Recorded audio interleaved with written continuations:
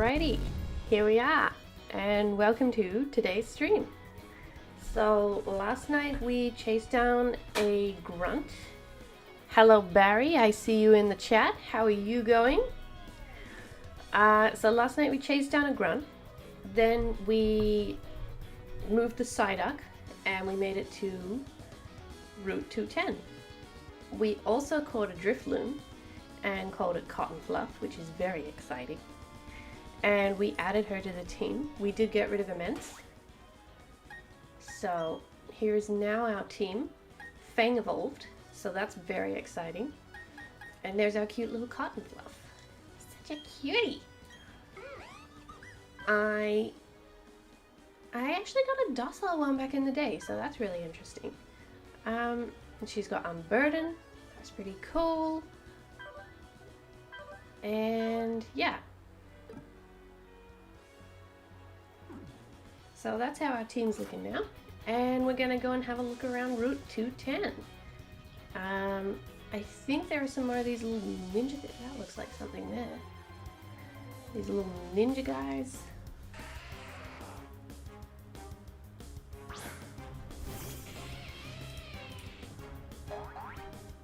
You guys had Thanksgiving yesterday. We don't celebrate that over here, but that sounds really good. So did you guys have a turkey? Or is that not really something your family does? That looks like one. Another ninja. I'm one of the ninja trio. Being discovered means I must battle. Okay. Ninja Boy Brennan. Now Zubat. We've changed around the team a little bit and we've kind of got Star in the lead. He's pretty good at taking things down.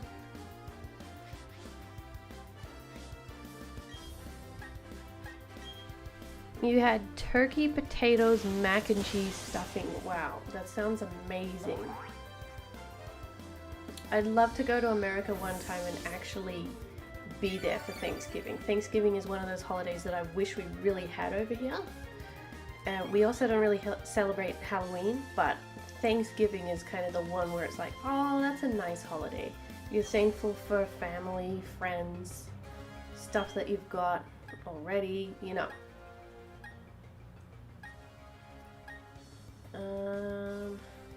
Let's try this. Let's swap in Quinn for this one. Because I think Rock is super effective against these Skorupi.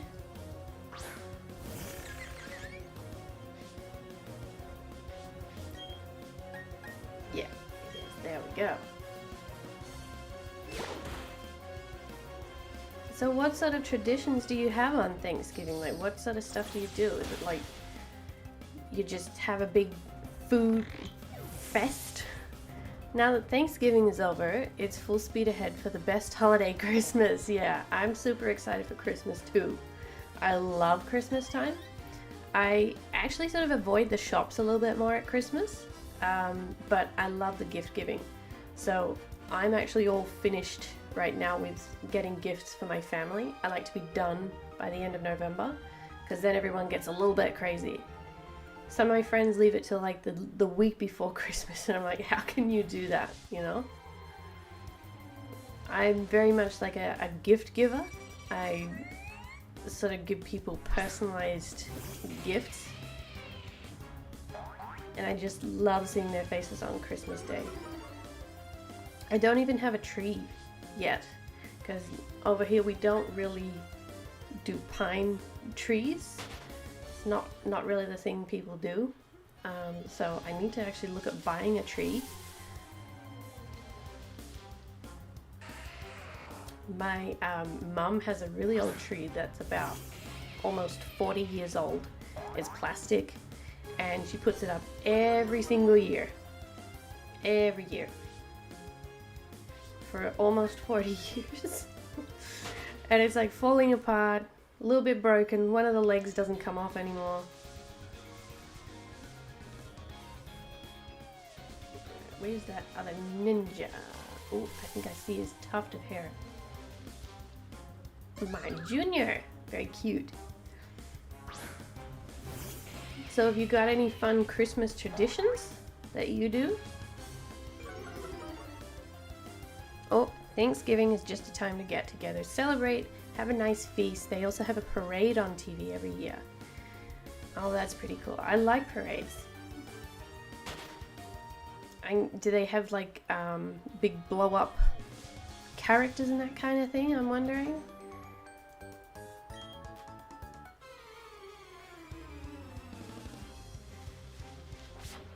Ninja Boy Bruce.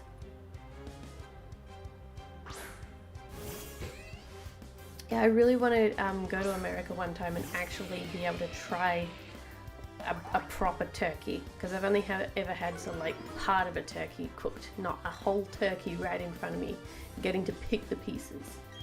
You guys are really lucky that you have that holiday. The only time I've really celebrated Thanksgiving is in video games, like in Animal Crossing or World of Warcraft, when they actually have it as an event, you know.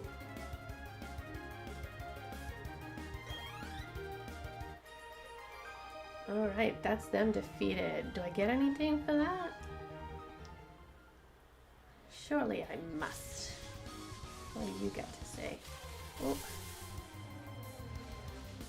Another Geodud.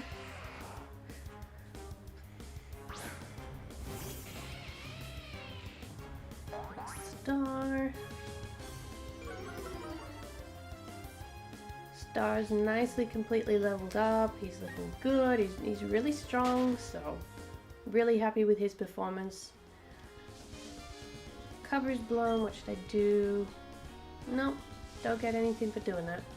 Well, we got the XP, and it was the journey all along. A lot of blow up characters. The businesses really like to sell their characters and stuff because the parade's a big tradition. Yeah. That's really cool. It's good if you get good weather for it, but you guys actually start to cool down now. I'm really jealous of you guys because you guys get actually snow at Christmas, and we have summer over here. So our Christmases are usually spent in like shorts and a singlet with a bunch of soft drinks around on ice, because and the aircon on. I also see that you guys have a thing where is it the president pardons a turkey? The poor turkeys at that time of year. Got an Ultra Ball, that's real nice. I really like, ooh, what is this? Okay, we're gonna need to do fog here. Let's see. Oh. Still learning how to use this, so defog, there it is. Boom. Wild Star Raptor. For me, I like a white Christmas, and sounds like you guys always get a green Christmas. Well, we don't really get a green Christmas so much as like a brown Christmas here. It's not like there's much rain. Australia's pretty dry, actually. Most of the time it's got a drought where I live, and you just hear those little kind of cicada bugs going in the background. But yeah, I love the ideas of white Christmas, getting to make snowmen, getting to have nice warm food. Because over here we kind of have a plate of food for Christmas, and that's it. That's it the whole day, whereas you guys can kind of have a couple of plates. And you're all rugged up in different things. Australia is a little bit different from the rest of the world in that way. We're just, I don't know, a little bit away from everyone. We've got a different sort of seasonal pattern. New Zealand's the same as us.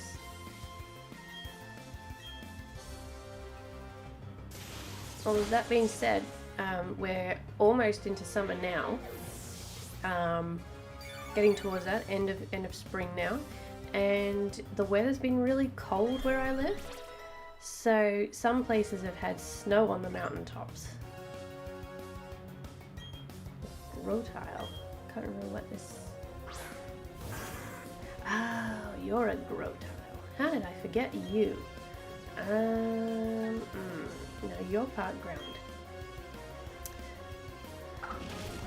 Something about going down to open your presents, looking outside the window, and there's snow on the ground, a good feeling. I agree. I'm very jealous of you guys getting that. When I was little, I used to watch that movie, The Polar Express, and I was like, wow, that's so cool. The way that they went down and opened their presents for that.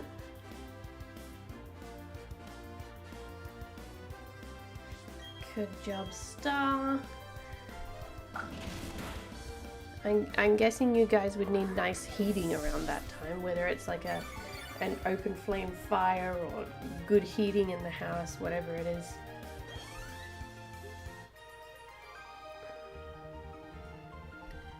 Polar Express is my favorite Christmas movie. Yeah, it's really good. I love the animation in it. There's just something about it where it's really calming to look at. I have good memories of one of my teachers actually reading us, because we used to have library lessons where we had a library in the school, and she just read us this book one year. Another ninja. I just startled you. Well, sort of. I kind of knew you were there. While you're still struggling to recover, I'll already be the winner. We'll see, buddy.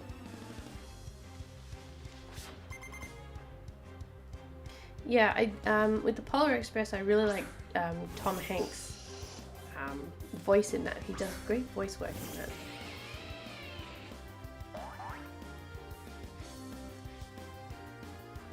Zubat, come on. There we go. I'm surprised they haven't got Golbat by now, because we've got most of our team fully evolved, getting on into the game a bit, and we're still battling Zubats. The message of the movie is what gets me, and seeing that is not always believing. Yeah, the most real things are the things you can't see. Absolutely, I agree. I'll keep you in.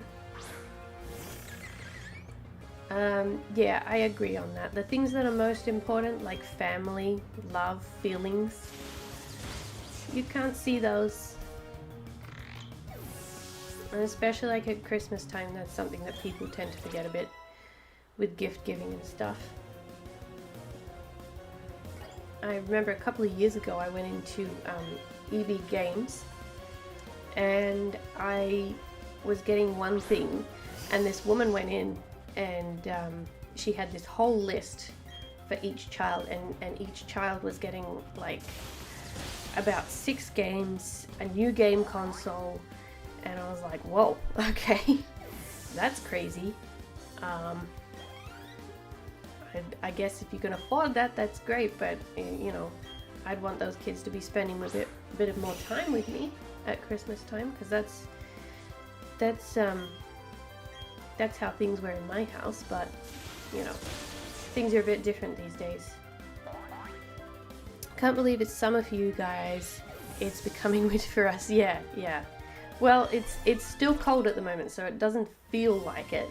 It's summer at the start of December for us. What's with you? You didn't give me any openings yet.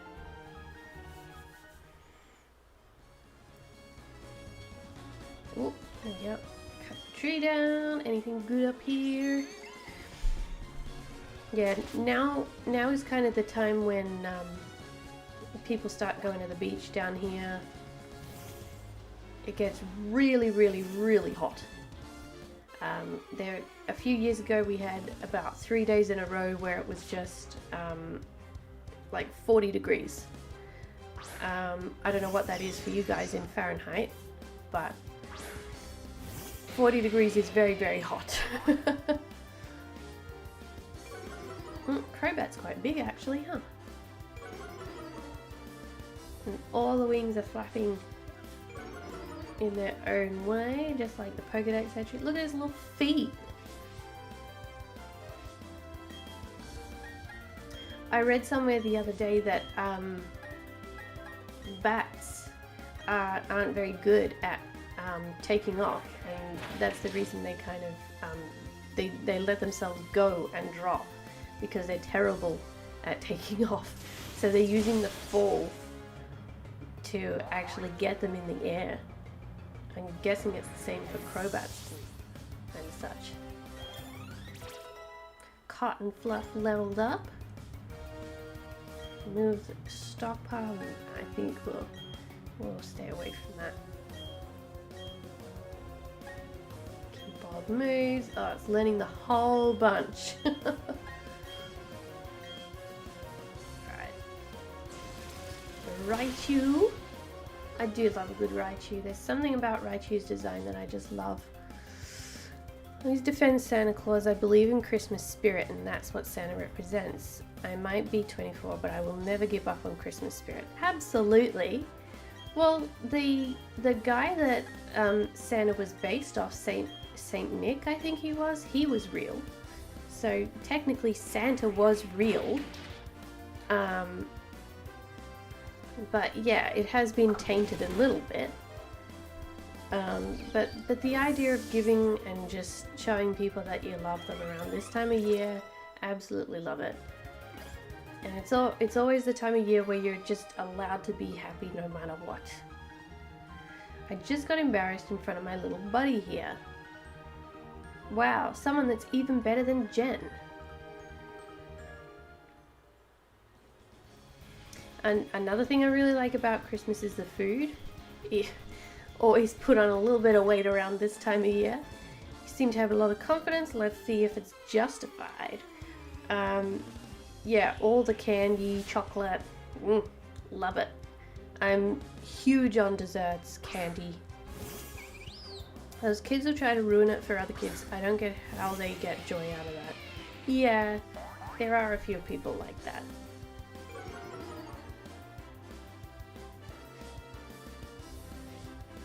I've seen things where parents like these days are like, I'm not celebrating Christmas, my kids aren't getting gifts because I want it to be blah blah blah, and then it's like the kids get really upset because then they have to go in to school and they do all these projects leading up to Christmas.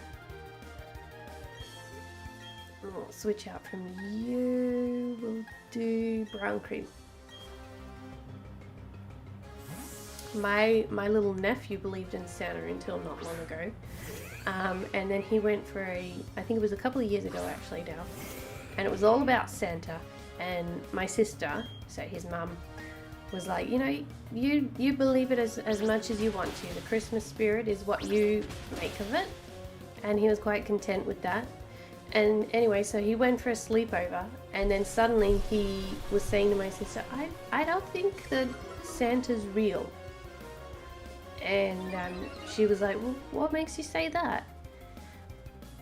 And he just said, look, I've been thinking about it, and I just don't think it's real. And for a child that's just in primary school, they should be allowed to believe, you know, for as long as they want to.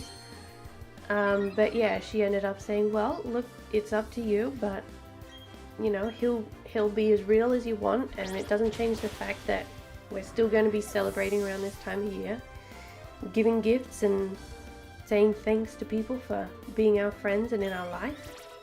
Brown cream and cotton fluff leveled up. Well done, guys. Luxio. We need something with earthquake. Or some type of ground move. I don't really feel like having a Steelix on the team though.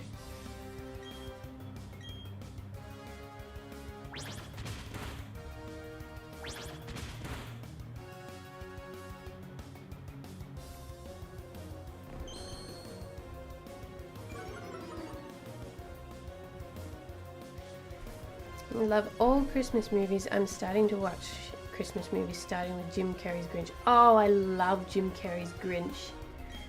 Oh, that's an absolute classic. For me, it's kind of like, it doesn't matter how many times they're going to remake that, that's always going to be the definitive version for me. Love him. Love that movie. I always love watching the Home Alone movies too. Here we go, the ultimate showdown. Luxray versus Luxio.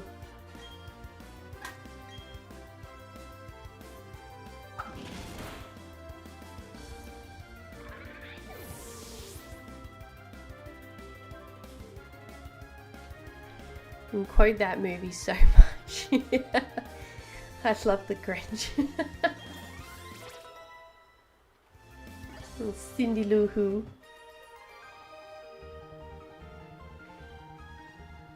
A total loss for you. Sorry, buddy. Ooh, there's a spot for a bike here. Let's go. Let's go. See what they got. Is this the way we progress? Oh! There's a ninja. Ninja can use all sorts of cool techniques. What are all these kids doing out here? Like, shouldn't they be at home? Davy?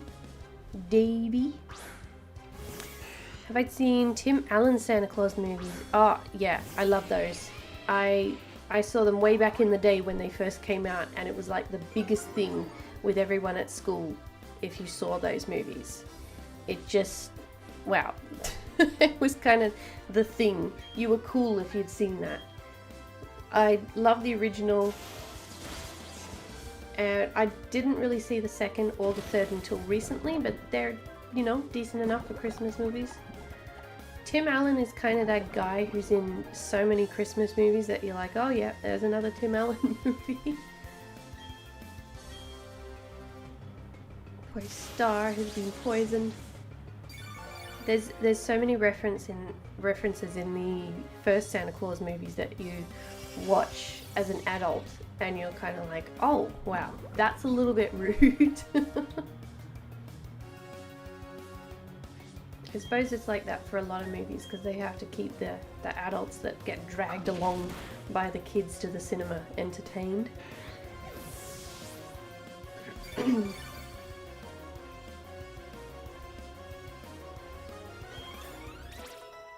Star leveled up, well done. God, we're leveling up a lot and we're not really doing any wild battles, so the leveling system has definitely been boosted a bit, and also there's no XP share, it's just always on automatically. I'm wondering if I need to actually go back and have a look. Does this progress me anywhere, or does this... Oh, hello buddy. His buff Psyche... What is this? Psyche, I think that was. Black Belt Adam.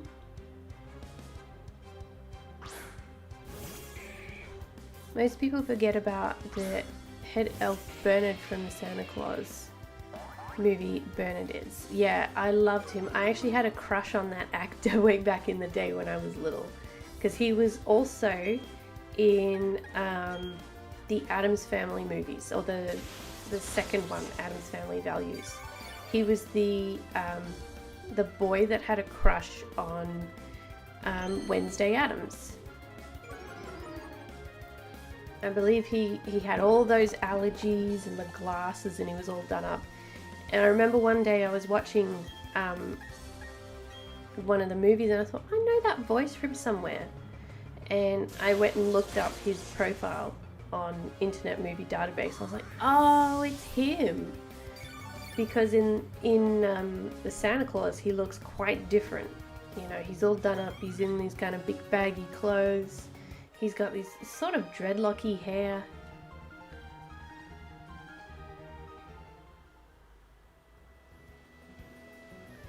Anyway, that will be on the to watch list this year, definitely. Where are we going? Ah, okay, we did need to go this way. I'm terrible with these things because I sort of get a feeling like maybe I should go back, and then I end up going and retracing all my steps, and then I was like, oh, whoops. Okay, where are we? I'm going over here. That looks like a bird keeper. Oh, there's a ninja. I did not see him at all. We ninjas appear where you least expect us. Yeah, I didn't see you, buddy. So good hiding. Ninja Boy Nathan. Crowlunk.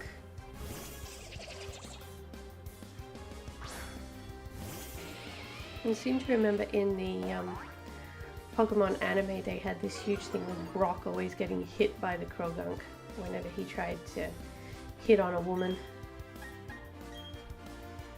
Very old Christmas movies. My favorite is Santa Claus is Coming to Town. I haven't seen that one. There's quite a lot of Christmas movies and they come out every year. But that's definitely one I haven't seen, so maybe I'll look into that this year. I tend to do a big marathon of Christmas movies because, you know, every station plays Christmas movies in the lead up to Christmas. My partner hates it because he is not religious in that way. So watching Christmas movies, he's kind of like, oh, really?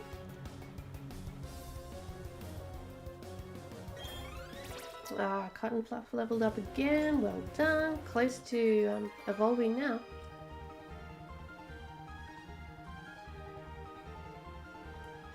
It's about the origin of Santa Claus, and it had Snow Meister and Heat Meister. Oh, okay.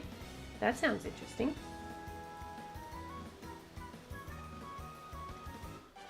Oop. Hello, lady. I'll teach you about the charms of bird Pokemon. Yeah. Just like I thought, Bird Keeper. Rihanna.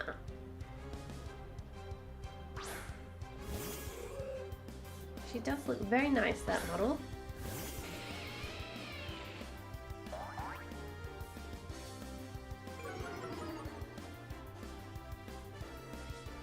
Hoot Hoot is going down.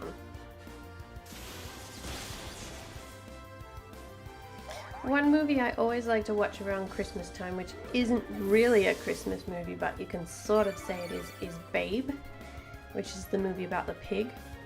That's like my favorite movie of all time, and he very shakily sings the what is it, fa la la la, that song, whatever it is.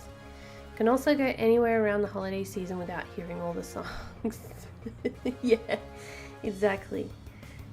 It's in all the shops and they turn the volume up a little bit.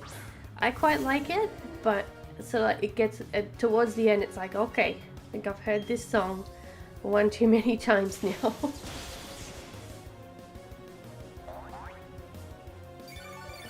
Thankfully these days they have more pickup options, so you don't have to spend hours on end listening to Christmas songs in shops.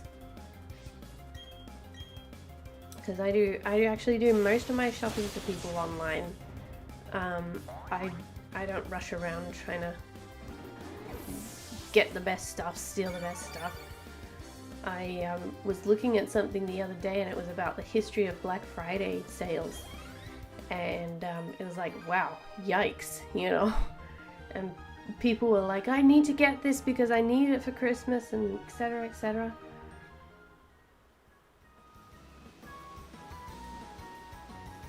Okay, ooh, got another guy.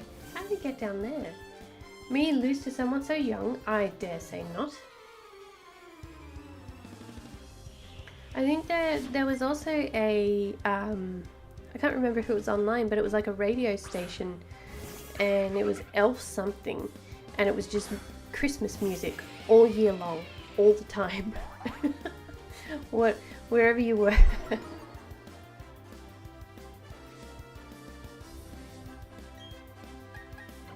Shock you. Oh, we're out of power. Spark it is then. Ooh, nicely done. Back in the day when I was in primary school, we always used to have those Christmas sort of performances, and they always made us line up in our year groups, and then we'd sing Christmas songs to the parents. We make those kind of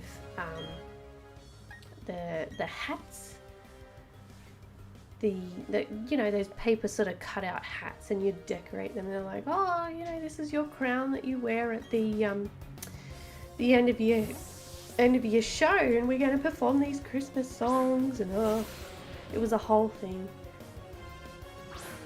there's so much pressure to get it all perfect, and none of the kids really care, and the parents don't really care all that much, but they get their phones out and they film them, and at the end they're like, oh, you were darling, you were perfect, darling, it was wonderful. Today you went grocery shopping and it was Black Friday. Luckily not a lot of people were there because I guarantee the other sections would have been flattened. Yeah. I don't really get that because I actually bought a couple of things online for Black Friday, and I was like, this is so great. The getting to do online shopping for Black Friday, have it delivered to you, because I ended up accidentally paying for a whole year of Amazon Prime. So now I've got to take advantage of the free shipping, next day shipping. I've well and truly done that now, since we've had lockdown again this year. But yeah, that Amazon shipping is great, but I sort of worry a little bit what kind of impact it's making on the planet. But I suppose it's keeping business alive and people in jobs.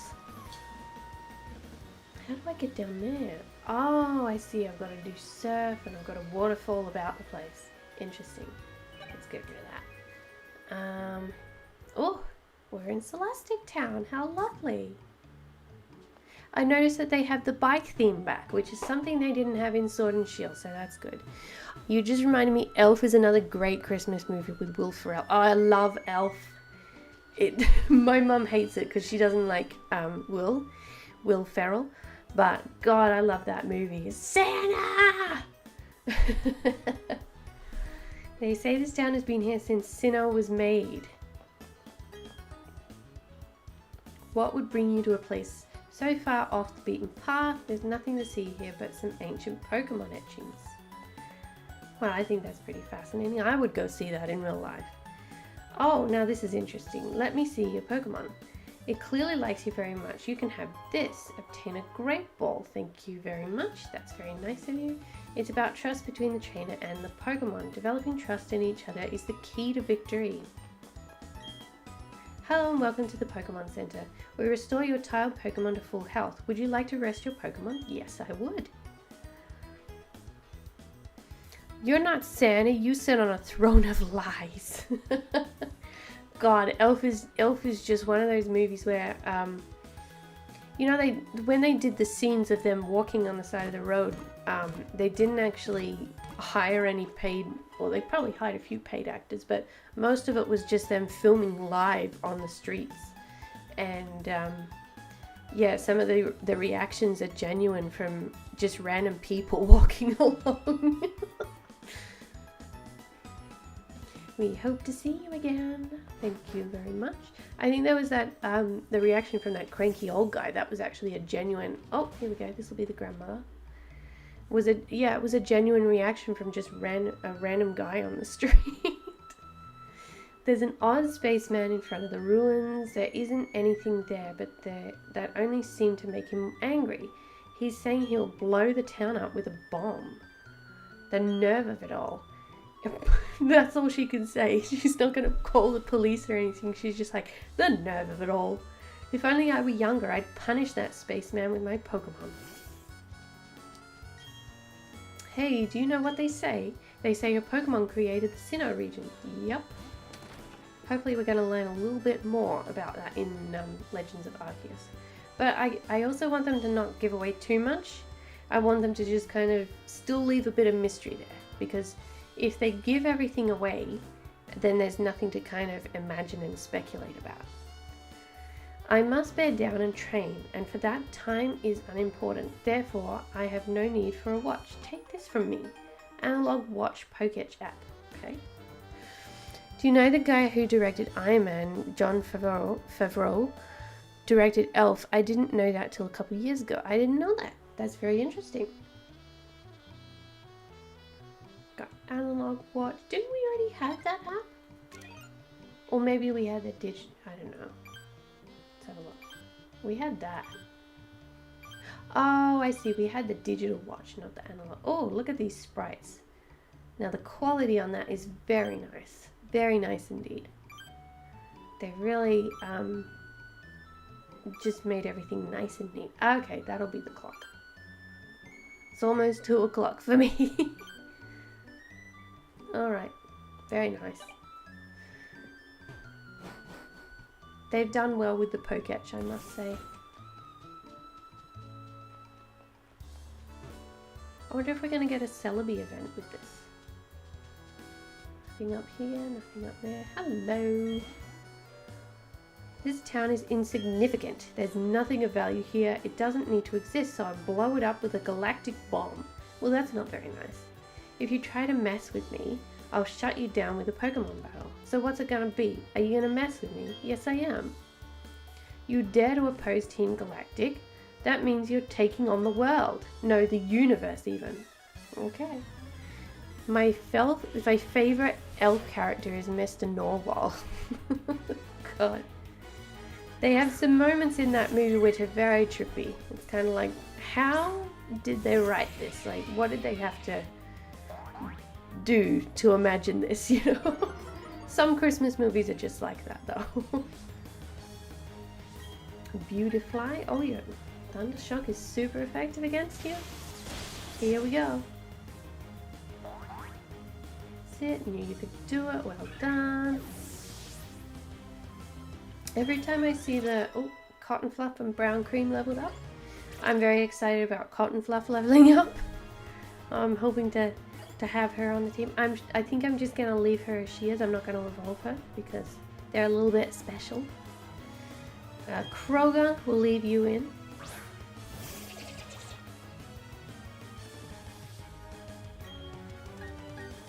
So in a few days it's all going to be about Christmas. I don't know how it is over in America. You guys have just had Thanksgiving. But over here, all the shops are completely decked out. All the streets have their Christmas decorations, Christmas lights. I was just walking the dogs this morning. There was a house with Christmas decorations just being put up. They're putting a giant inflatable Santa up. And we're not even at December yet. So people are just so ready for Christmas this year. Just got worked over, and by a kid no less. Everyone I talk to says that they're just ready for this year to be over. Too much to handle. Whatever. I'm out of this one horse town. There's nothing to do here anyways. I do hope they start to fix the way that they walk a little bit. Maybe not in this game, but Legends of Arceus, not having them walk on the grid. We're well past that now. Well, aren't you quite the trainer? That was magnificent. As the elder of Celestic Town, I give you my thanks. Oh, that old charm? May I see that, dear? What's that? You say Cynthia entrusted you with it to deliver to me. That's Cynthia. She's my granddaughter. You handed over the old charm to the elder. This old charm is something made in Celestic Town long, long ago. It was made in honor of a mythical deity said to have created Sinnoh. These old charms are still discovered now and then. Since you're in Celestic Town, why not look around inside the ruins? Okay. Imagine if they did this in real life. Just look around inside the ruins. That's fine. Okay. We got the 3. Examine the cave paintings. Mysterious designs cover a whole section of the wall. There are 3 strange things forming a triangle. In the middle of them is a shining sphere. What is this all about? I think we know a little bit about that, don't we? The cave paintings remind me of an old story. There existed a being so powerful it was considered a deity at the time. Opposing this being were 3 Pokemon. The 3 kept balance with the one, as if they formed a triangle. It's an ancient legend of Sinnoh that is still told to this day in Celestic Town. Oh yes, I found something useful. You should take these. They belong to my granddaughter, but she's not using them. Obtain some TMs. Very nice. The TM Surf. Oh, we just needed that. And then she had another one for us too. The user controls a huge wave, drags everything around it except the user itself, and attacks. And my granddaughter said something about, what was it? Oh yes, you can use Surf from your Poketch to cross water, such as seas and rivers. To use the hidden move in the field, however, you must first attain the Hearthome Gym Badge. On that matter, you will have to handle it yourself, I'm afraid. Okay. Thanks, Granny.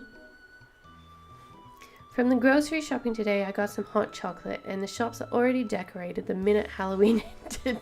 The Christmas decorations went up. Yep, pretty much the way it is here. It's even more so the case here. I wonder if there's anything hidden here. We'll go to that poker chap.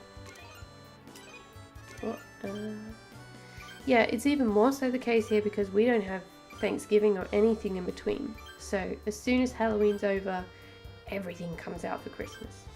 We've also had some hot cross buns in the shops. So that's for Easter.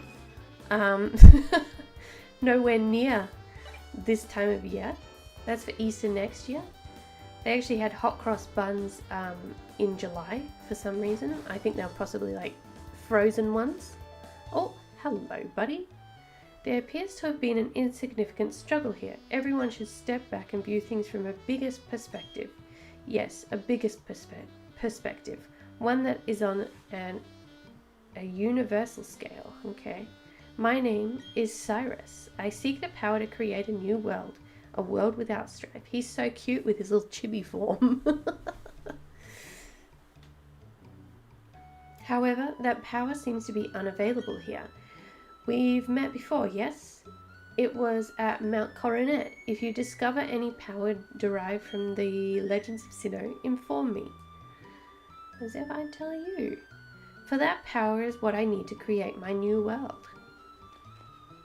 I mean, I'm definitely not going to tell you now.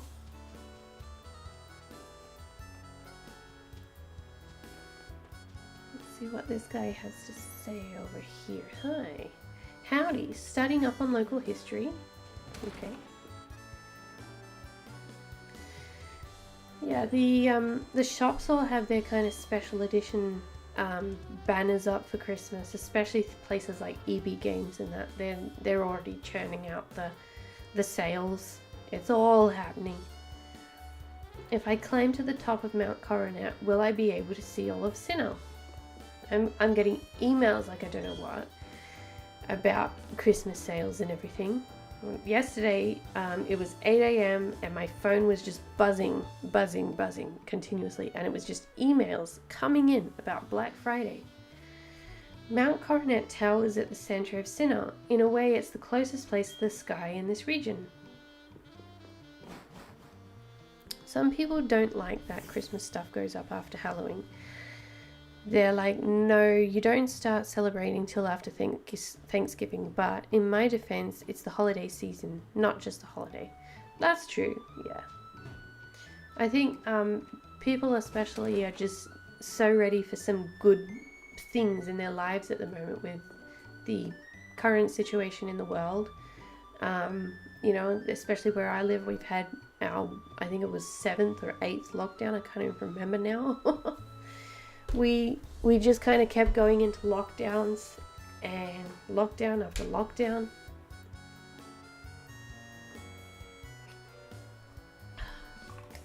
So we weren't able to really go to the shops and do anything because only essential businesses were open, like, you know, the grocery shops and that. I know with me and my partner, we loved Aldi because not even Kmart or Target or anything was open. You can do online shopping, but it just wasn't the same. It's not the same as actually going into a shop. If you see something you like, you actually hold it and go, do I want this? Yes, no. Trying things on, that's a huge thing. Twin Leaf Town, you say, isn't that close to Lake Verity? That lake is said to be home to Mesprit, the being of emotion. It must be looking over you. My big sister is studying the myths of Sinnoh. She wants to know how people and Pokemon interact in the days of myths. Were things different back then, or were they the same as now? She says that's the focus of her research. If you get the gym badge from Hearthome, you can use... Okay, really hammering in what we have to do next. Using the hidden move Surf, you'll be able to go to places that were once out of reach. That's a really big house for that little thing. Oh, hello Chiku. You're holding something. Thank you very much. Thank you for the berry. What do you guys say? There's no Pokemon in this town. Instead, you can buy and sell items in the house right next to me. This is going to be herbal stuff, probably. Putting on a pair of glasses changes how the world looks. Taking off a pair of glasses changes how the world looks too. Deep man. So would you like to change how the world looks to your Pokemon? A black glasses. Thank you very much. The sunlight is bright in the daytime, so how about a pair of black glasses? Black glasses raise the power of dark type moves. How may I help you? Here to buy. Okay. Pretty good. What do you got to say? How may I help you? Can I buy? Okay, you've got some Pokeballs. Pretty standard stuff.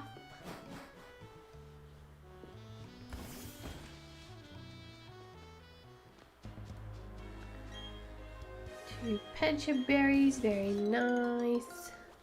Glad things have been over for a while because I got annoyed of wearing a mask on that subject. Some of the people who refused to wear a mask were just ridiculous with excuses they made up to not wear them. Yeah, I agree. Just do it, get it over with. Like it's not about you. It's about protecting the more vulnerable people in society. You know. I have a health condition where it's really hard for me to breathe. I have asthma, so for me, not getting vaccinated, not wearing masks just wasn't options, you know. So and I still worked through everything. I put a mask on. I made sure I was doing what the government said. It is what it is. It's the times we live in. Just get it over and done with. And then you can just have things ending sooner, you know. I'm psyched for this. Here goes. But now that we're kind of getting to the point where more people are vaccinated, you know, we can wear the mask in less. We have to wear the mask in less places. We still have to wear them in shops, but that I don't really mind because it's a very minor amount of time that I'm actually wearing a mask to go shopping. I don't have to wear a mask while walking the dogs, which was a big thing that I really hated doing. Because when you're exercising, you had to exercise to a certain point to not have to wear them. Chiku and Quinn level up. So you had to be like, I think it was vigorously exercising to not have to wear a mask. Let's see, what moves has she got? Belgium. I think I'll leave her. Won't change her moveset up. What do we got? It's fighting and yeah, we'll do Feint.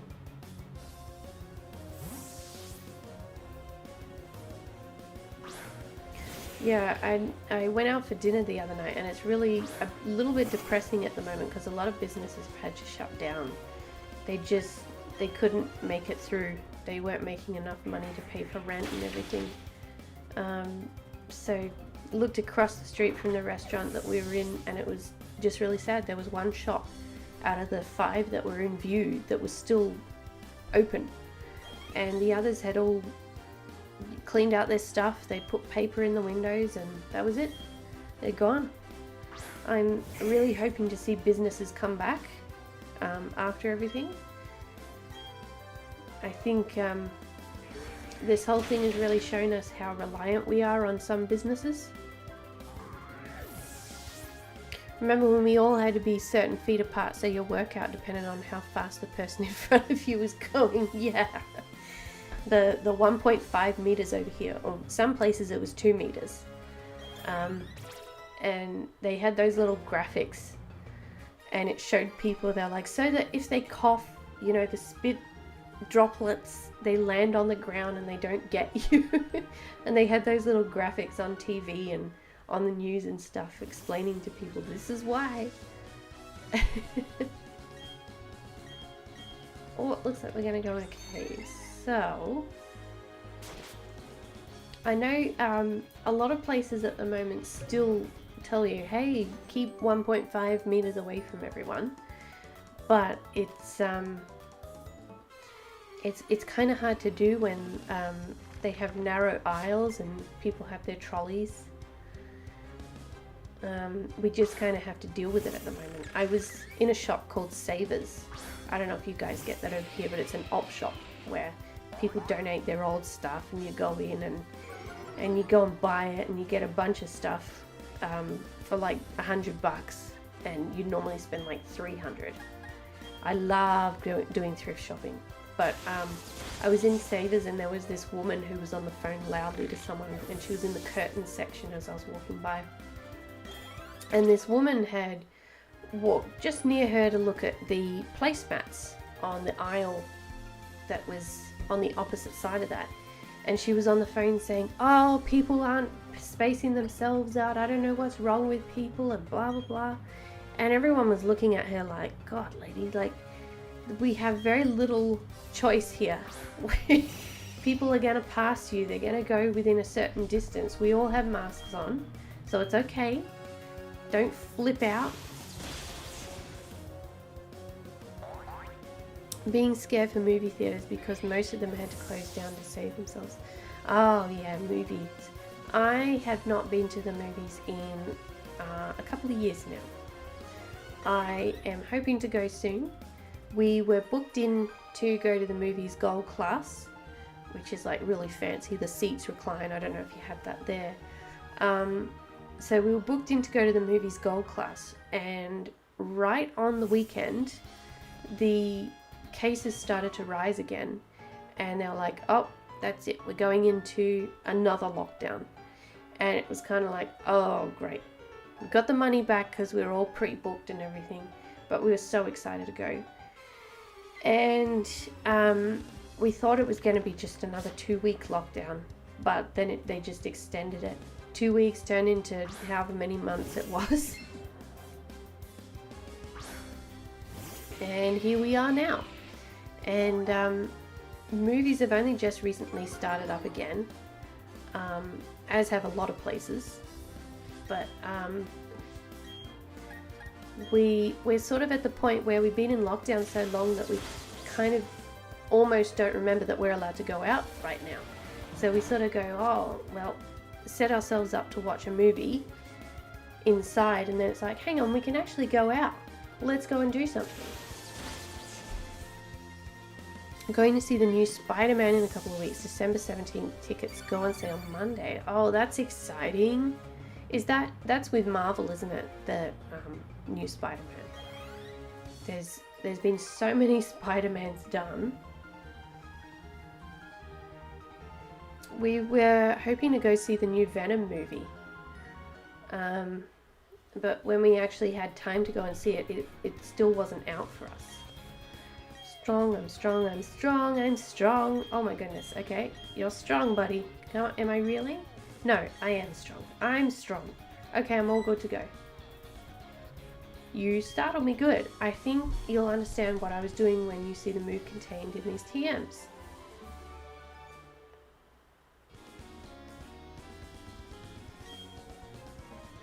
Your opponent raises its defense using Harden. Your opponent can use Psych Up to get the same defense boost as its opponent. Basically, your Pokemon gets the same status boost as its target. Okay, I didn't know that's how that move worked. I gotta say, I really miss going to the cinemas. I need to make some time to do that again. I can't even remember when I last went to the cinemas. Like, it's just been that long. Go everywhere with my Noctowl. We're gonna show you our owl best. Ha! Pun. Very nice. I like a good pun. Catherine. She's only got one Noctowl. Kind of don't want to knock it out. Spider-Man No Way Home. This movie is all the villains from all the other Spider-Man movies. The rumor is Tobey Maguire and Andrew Garfield are in it. Oh yeah, that's right. They had a little rumor about that. I'm hoping they do that because that, there's some potential there for an interesting plot. Nicely done, Star. Okay. I kind of feel like it's a little bit cheaty when they have Pokemon just avoid moves. I like to see them just sort of dial that back because there's no way that you can turn that off. It's just a feature that's there. My favorite Marvel movie, I really like Thor Ragnarok. That's a lot of fun to watch. I did like the Spider-Man movies. They were well done, but I don't really like how he's very reliant on the suit because, you know, Cotton Fluff leveled up, well done. You know, the idea was that he got bitten by the radioactive spider, and that's where the powers came from. But then he was intelligent, so he made the web, but he's so reliant on the suit in this. And I get they kind of were like, oh look, oh, here goes Cotton Fluff evolving. Here we go. I'm gonna actually keep her as Cotton Fluff because I want to see if we can beat the Pokemon League with her. My original Cotton Fluff from my Diamond game, I still have her as a Drifloon. So, okay, so is that a Strength Boulder? Okay, we can't do that yet. They have 2 trailers out right now, so you can check them out. The trailers make you feel nostalgic if you watch the Toby and Andrew movies. Yeah, I have seen most of the Andrew movies. I've seen the main parts to those. Okay, so we can't go through here. I need an Everstone. I remember that scene in I think it was the Toby movies where he had that awkward, creepy dance. That's something that comes into my head every so often. Like, that's right, Need a Town Map. It's sort of like, why did they put that in? That was a little bit weird, you know? Like, the face was odd, shall we say? A little bit weird, suggestive. Where's the gym again? Actually, I'll heal up while I'm here. Make sure we've got heaps of move PP.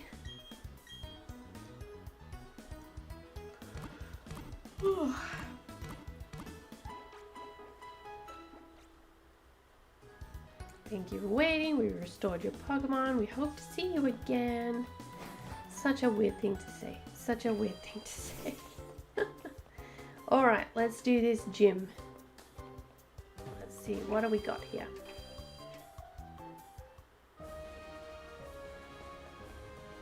Surely we can challenge this now because everywhere has been like, hey, what do we just got? What is 3 plus 5 plus 7? What is it? So 3 plus 5, 5, 6, 7, 8, so it's 15, yeah? Oh, hang on, let's wait, pretty sure it is. Correct! Okay, good. Am I going to verse any trainers, or is that it? What is 12 plus 28, 40? So if I get them right, I don't verse other trainers. Let's see. You love those old Toby movies, especially the first one, because William Dafoe is so good. So good as Green Goblin. So great that I'm glad he's coming back in the new movie. Ah, that's exciting. So, if I get the answers right, I don't verse anyone? What does this do? Do I verse someone if I go this way? Yeah, because I want to battle people. I want to get the experience.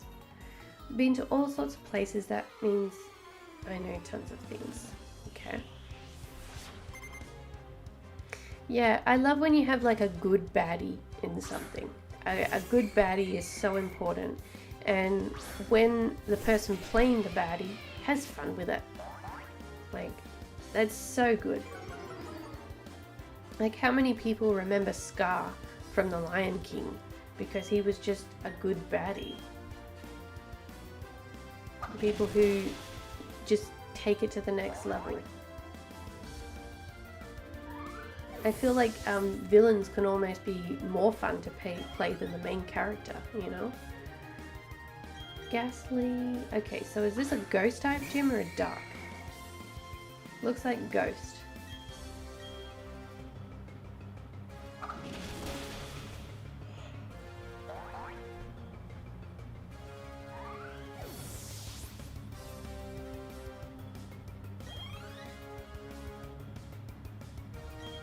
Another ghastly.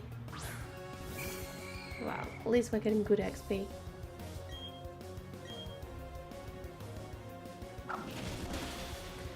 Need to find Everstone. I'm sure someone will give it to me at some point. I'll check it and see if someone has at one point actually.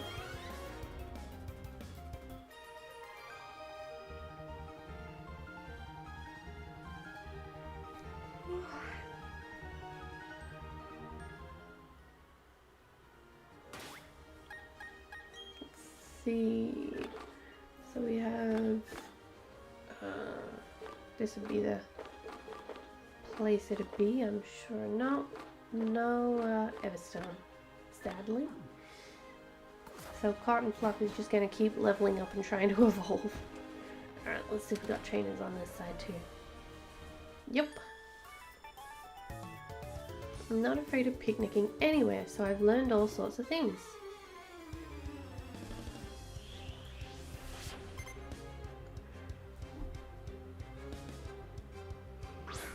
Cheyenne. Oh, I need to look at getting the Rotom as well. That's something I never did back in the day. I don't know if there's something special you have to do or if you just have to go late at night. Sorry, Drifloon. I don't want to do this.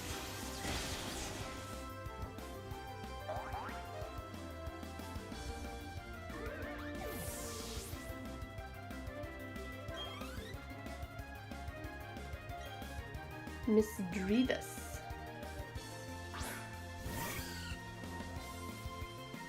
I used to really love her model back in the day. I thought she was just really interesting, Miss Drevis. Does she turn into the pearls when she faints? I can't remember. Maybe that was another game. Maybe that was one of the games on the GameCube.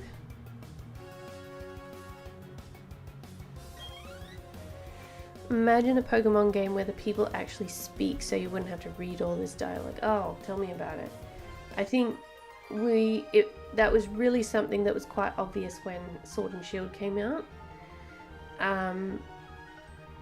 Just the awkwardness of some of the scenes, like when they had him standing there giving a speech and it was just words and he was moving his mouth and you were kind of like, okay, we're past that point right now, because you know we've got so many. It's 3 times 13. Oh god, I'm terrible at maths. I'm just gonna keep going in the doors until I find the right answer. I know it's not this. I know it's not 13. 3 times 13? I have no idea. Yeah, it was quite obvious when they just had the silence. And there was that scene with Leon as well when they were looking out over the Galar region, and it was just like, this is really awkward. There was no music, there was no talking, it was just that. And like, you know, you could say like, oh well, it keeps the original feel of the original series, but on the Switch we're more than capable of having that at this point. Even games like Animal Crossing and Okami, they had the sort of the sound effects of them talking. It wasn't exactly talking, but it's sort of making up a language with sound effects, especially Animal Crossing. And Animal Crossing is such a hit. Which is another game I have to really get back into, because I haven't played in so long. I kind of got all the villages that I wanted, and then it was just, yeah, I sort of lost a little bit of interest. I think the issue was we went into another lockdown with that, so I spent so long playing it, and I think this is the other wrong one, or is this right? Oh, that's right, okay. Don't even remember the numbers at this point. Give us a voice acting Pokemon. Oh, tell me about it. Some of the, I think they're like the 8-bit sound effects, we're well past that now. The Pikachu, how good is the Pikachu and the Eevee voices? We all love talking and having a Pikachu in our party because we're like, it says it.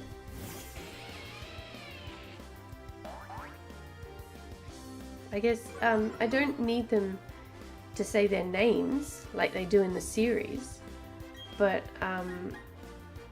you know, at least do something like Luxray should be doing like a roar or something.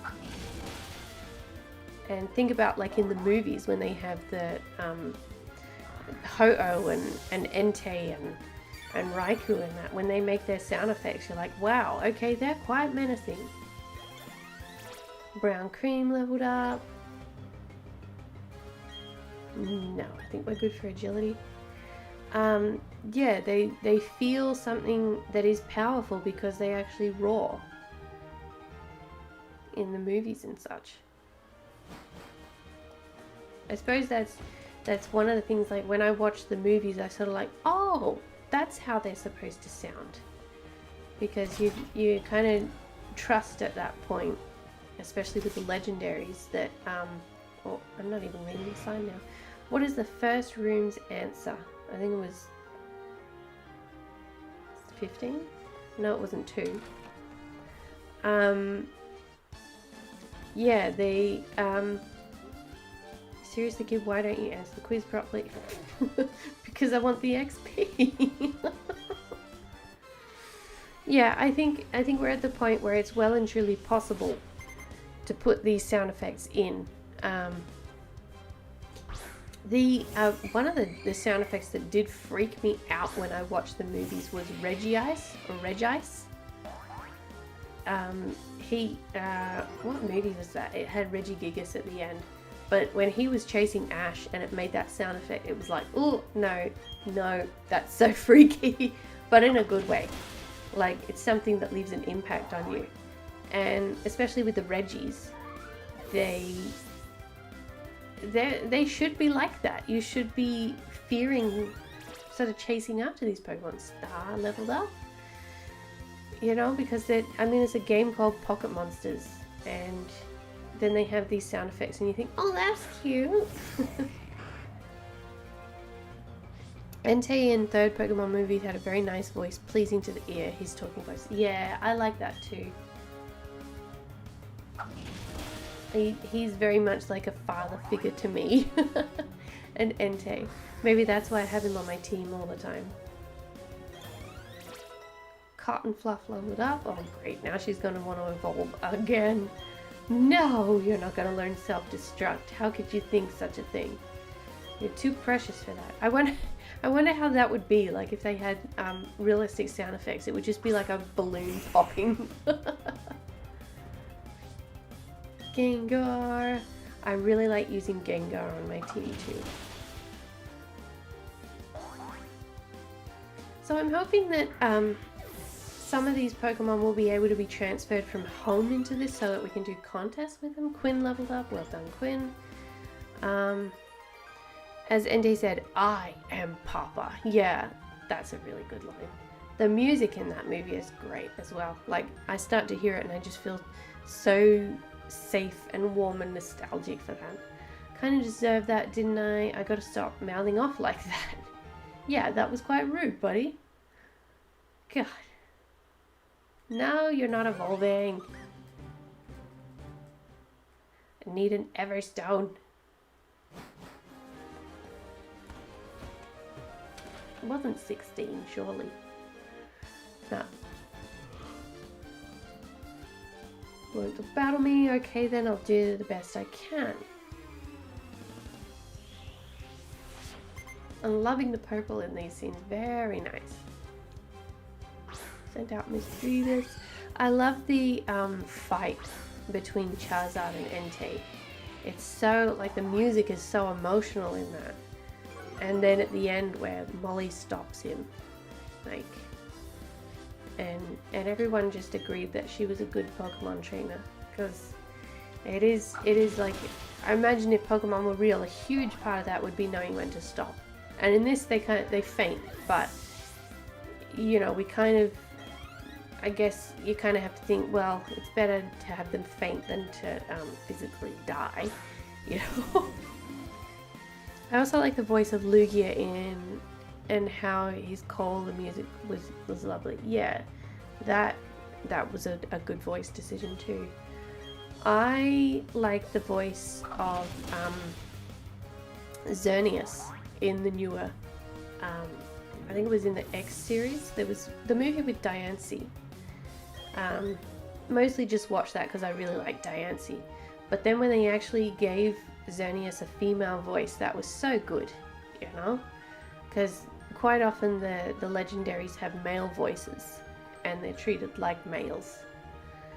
Squeezed out all my power, you're one impressive challenger. But actually, interestingly enough, Lugia, I was watching something the other day on YouTube and it was saying how Lugia was originally designed to not be a Pokemon in the games. It was only meant to be in the comic book and a movie. It was designed specifically for that, and it was supposed to have a female appearance and voice to it. Oh ho ho ho! Fantina, finally you have arrived. Since I came to this region, I always try to learn new things. They hold contest shows in the city. I say to myself, in Finn, I will excel. That is why I dress this way. I have no idea how to say that. Performance. Also, I studied Pokemon very much. I have come to be gym leader, and so it shall be that you challenge me, but I shall win. That is what a gym leader does, no? So I'm guessing she's like part French. Did we see anything about her in X and Y, considering that was based in France or Paris?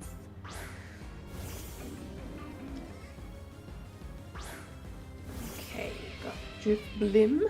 It's so funny seeing their little chibi forms and then going into battle and seeing what they actually look like. She's got very long arms. Do a Thundershock. But yeah, the models are really nice in the battles. I don't know if they've saved graphically by doing the overstyle art choice, but you know, the models in the battles, and the backgrounds as well, are very fancy. I love how early in Pokemon 2000, every time you see Lugia in the beginning, you hear that flute music and the beautiful underwater art. Oh yeah. Yeah, that, back in the day I had that flute music on my iPod, and one of my friends always used to steal my iPod, not literally steal, but just for the day, and she was like, God, you have the best music, because I had all this Pokemon music and just kind of music that people didn't really listen to. Down goes Drifblim. Yeah, I don't really want Cotton Fluff to turn into that. Thanks. I like my little Cotton Fluff. My little darling. Cotton Fluff reached level 30. Gengar. Yeah, some of the art that they do for the movies is really great. I remember getting excited over the, what's that one? They have the Suicune and the Celebi, and it's Professor Oak, Sammy, back when he was like a kid. I got really excited for that movie, but I felt like the plot in that, it went on too long, number one, and the plot just wasn't quite there.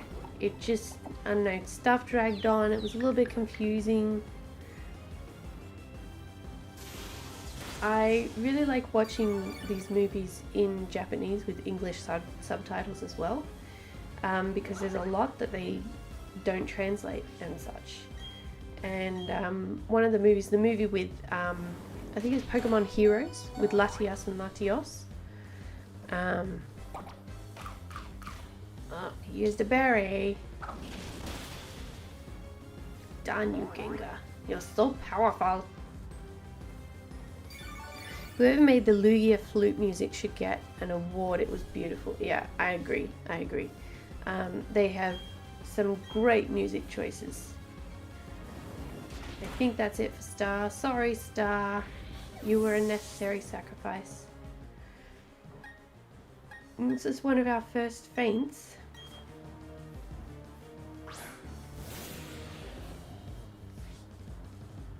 Alright. Hopefully you're faster.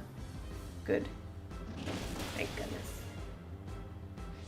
Crobat is bloody massive. I didn't realize Crobat was so big.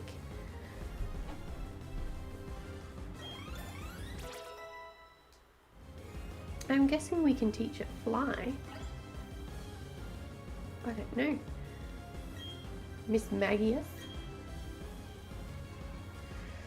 Oh heavens, what is this? Is this my final Pokemon?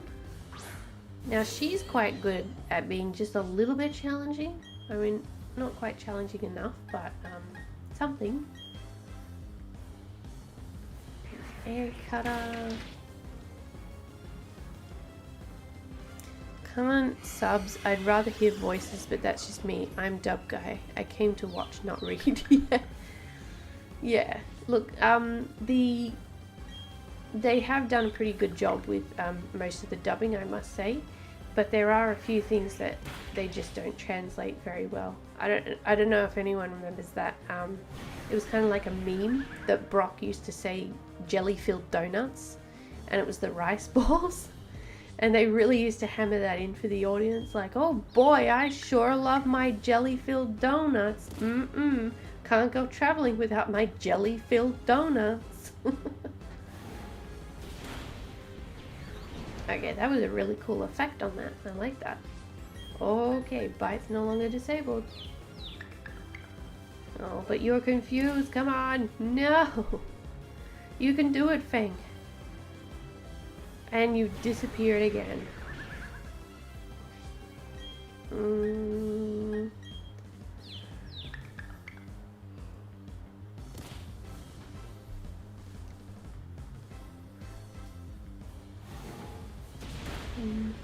I suppose for me with subtitles, I watch a lot of things, and I'm quite good at reading, but yeah, there are some things where I have to go back and watch them again, so that is quite annoying.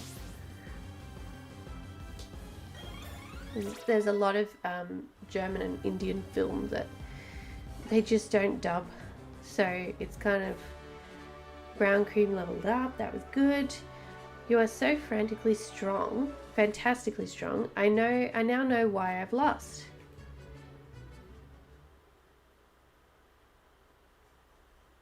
No, Cotton Fluff, you're not allowed to evolve. You're supposed to stay cute and gorgeous forever. I'm dumbfounded. So very, very strong. You and your Pokemon, so strong. Your power is admirable. I shall honor it with this gym badge. Oh, they do get a bit grubby. Okay. You receive the relic badge from Fantina. But yeah, there's a lot of film out there that if you don't watch the subs, you just sort of miss out. So that's the only thing. That badge will let you use the hidden move Surf from your Pokédex. Take these technical machines too. I know you'll make good use of them. I gotta say, I love the move Surf. Really love the move Surf. It's one of the usually a HM, but it's one of those moves that I just love when I get it, because I'm like, it's practical. You can surf over the water. It's a strong move. It hits both targets, and I love double battles. You obtain the stickers that Fantina uses and TM65s. This is Shadow Claw. Very startling move it is. It hits turn critical. Its hits turn critical often. Okay. Anything hidden? No. Okay. Now we got to get back out.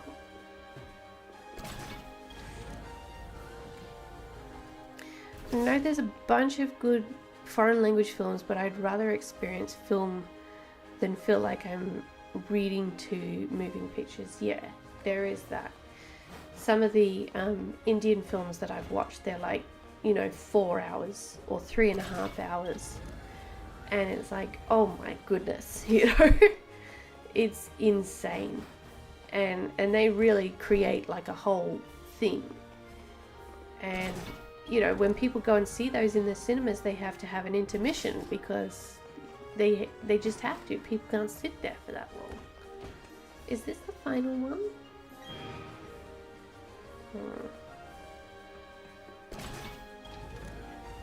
Okay. I guess I'm not allowed to go back now. Go back and battle the other people, I don't know. Okay, oh, hello Cynthia. Cute little chibi model.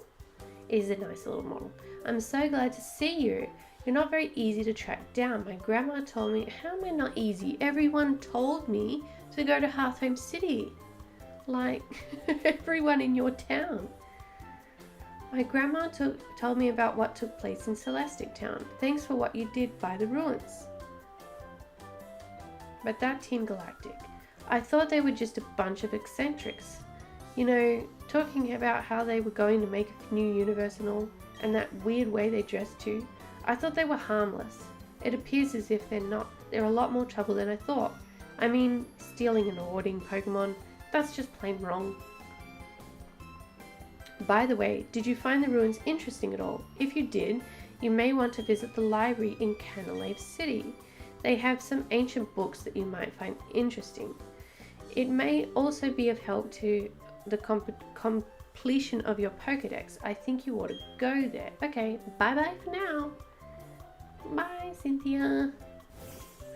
Alright, which way are we going now? We've got Surf, so that's opened a lot up for us. Canalave is over here. So, let's fly on over here. I should probably talk to that guy who makes the Poketch app. Like, I know Parasite, a foreign film, won Best Picture at the Oscars. Yeah, there's a lot of films that, international films that win things. They're kind of, I guess I kind of look at them and when I watch them as an experience. Alright, what do you got to say? Hi, I'm the president of the Poketch company. Yep, all sorts of people will give you Poketch apps. Everyone loves surprises. You don't have anything else for me? Family run business, so we're not very... Okay. Sure, I'll keep developing Poketch apps. Just like Pokemon, my Poketch is something that evolves. Cool. Yeah, there's a few films that I really like that are foreign. There's a film called Amelie. That's a really artistic, beautiful film. Great direction, beautiful music, lovely acting. But they only have it with subtitles, so it's kind of like you either take the subtitles or don't see it,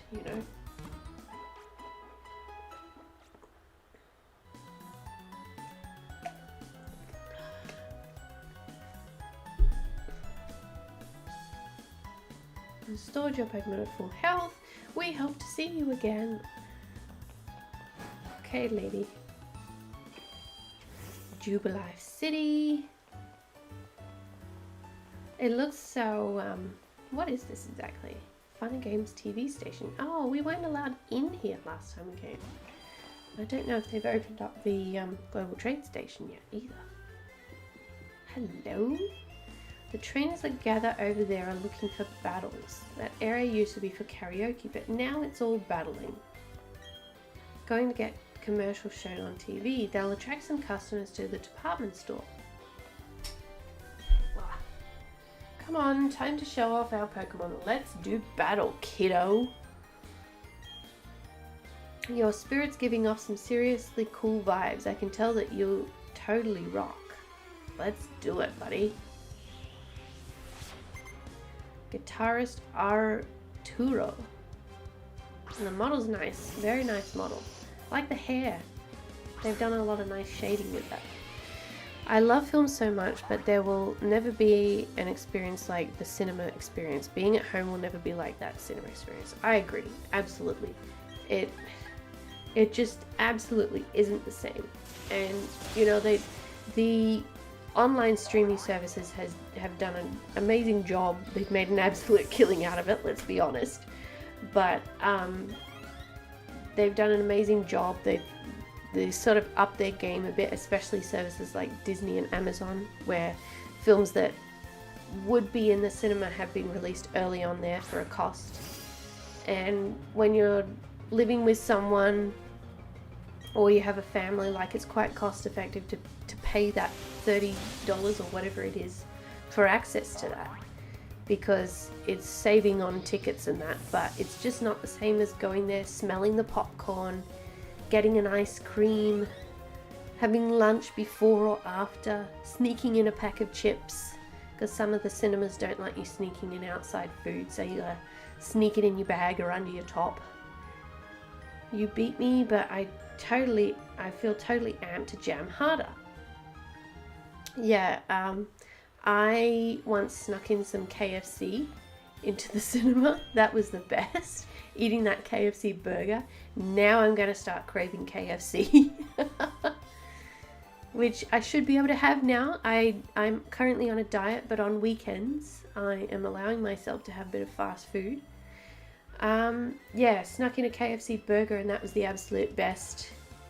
I think that was when I went to see Jumanji with my mum. That was the most recent Jumanji, with The Rock, the amazing Rock. But yeah, then I had that burger and it just tasted so good. So I haven't gotten to Endgame yet, but I'm hoping they add a lot of online functionality. That was something where they just needed to make it a little bit easier with Sword and Shield. Things the technology hadn't, and I know that's not all Game Freak, the people who make Pokemon. It's not all their fault. But it just the technology that Nintendo has isn't the best for kind of online play a lot. And with the fact that they make you pay for the service, they should have good service, you know. The star of tomorrow is you. Your Pokemon has a glow about it. So a gift for our future star, fire stickers. Yeah, I need some of those for Chiku darlings. Hello. I don't know what to do. What accessories will go well with my dress today? Good stuff, okay. Yeah, film I gotta say is one of those things I'm really passionate about. A good, proper film experience. One film that I really loved going to see was one of the newest Star Wars, and having the audience be young and old, and they were just having fun with it. They were having fun, they were joking, they were laughing at all the jokes, and regardless of what your opinions is on the film, when you can get everyone sort of having fun with it, that's good. Group ranking room is the one closest to the stairs. The other room is global ranking room. Okay, cool. There's a lot of these guys going around. Hey there, how's it going? I'm the TV producer here. Can I get your opinion about something to help improve our future programming? Sure. Thanks. Just trying to get a feel for our viewers' preferences, you know. So what kind of TV programs do you like? Matchup channel. Love that group corner. Street side fashion snap. I have no idea what these are. Same matchup channel? That's interesting. Thanks for answering my question. I'll file that away for reference. And here I have a sticker as thanks for your time. And seriously, I feel like people who don't go to the theatres enough don't understand this feeling cinemas give you, like being surrounded by other film fans, like example seeing Avengers Endgame theatre where Cap gets Thor hammer. The reaction of everyone will never forget yet. There's a few reactions in cinemas you just, wow. being and having that mutual reaction with people, whether people disagree or not, you know, that's, yeah.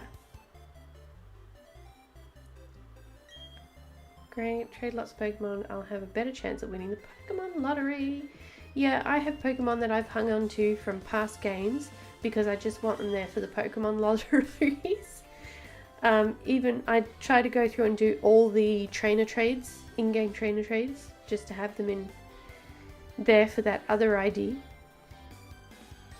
Records are fine things. They tell you the history of stuff. My mum actually has an experience. She went to see Star Wars way back when it first came out, and there's that scene where oh god, what's his name? So Luke's fighting in the X-Wing and he comes back. Harrison Ford's character. I'm completely mind blanking on him right now. But he comes back and everyone just got up and cheered. They couldn't hold it in. They were so excited. They're cheering, they're clapping, they're going crazy. And my mum said it was something she'll never forget.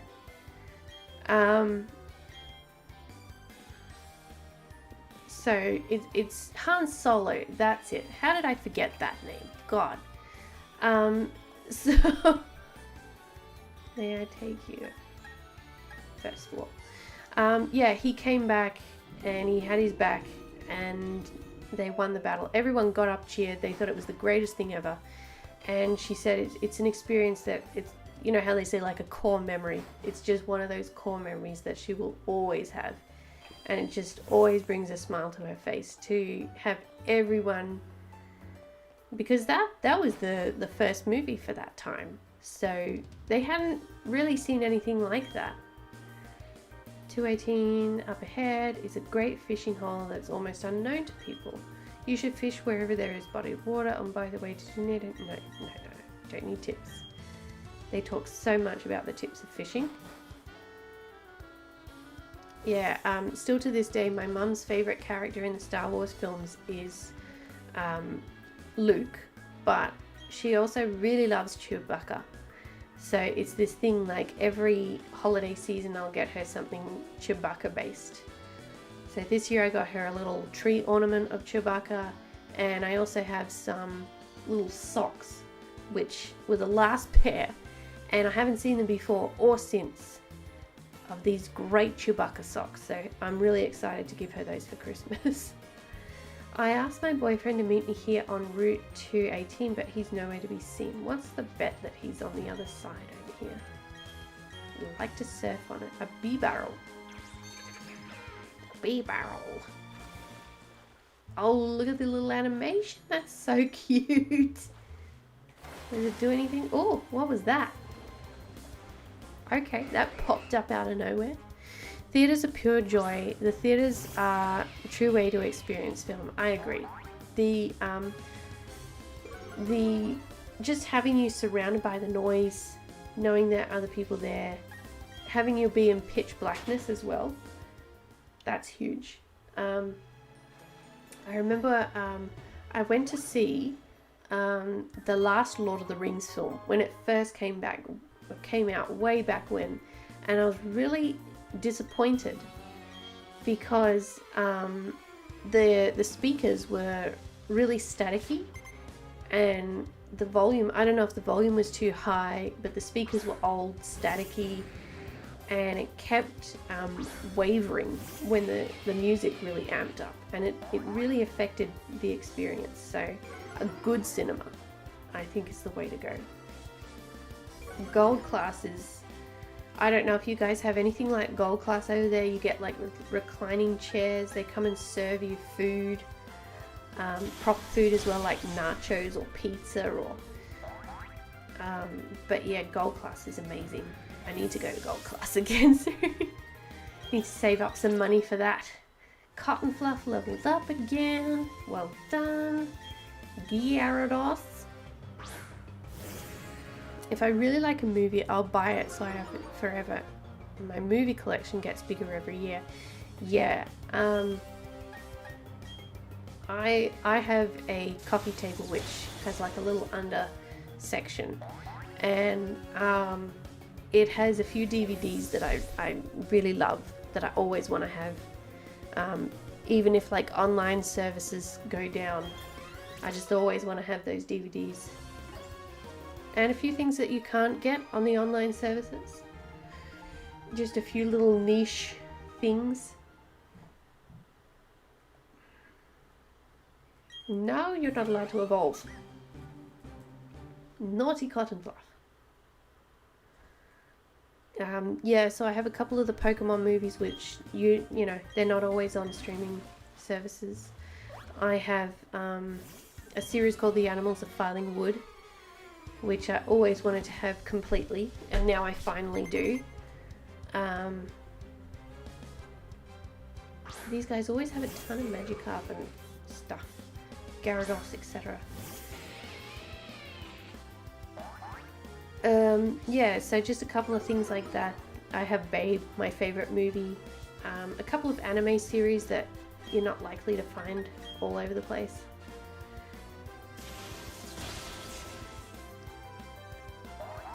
Have you ever been to an IMAX theatre? Because movies are incredible in IMAX. I most certainly have. We have an IMAX theatre in the city here, and it's really something. The screen is massive. I have been to IMAX 3D as well, which is something else.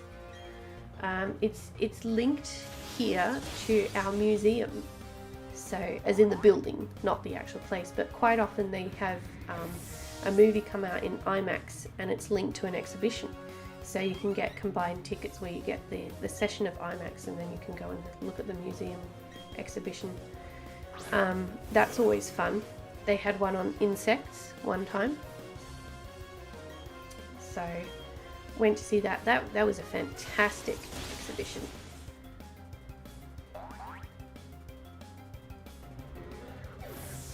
But yeah, you have to try and get an IMAX session that isn't kind of first thing in the day, because quite often school groups will go to that.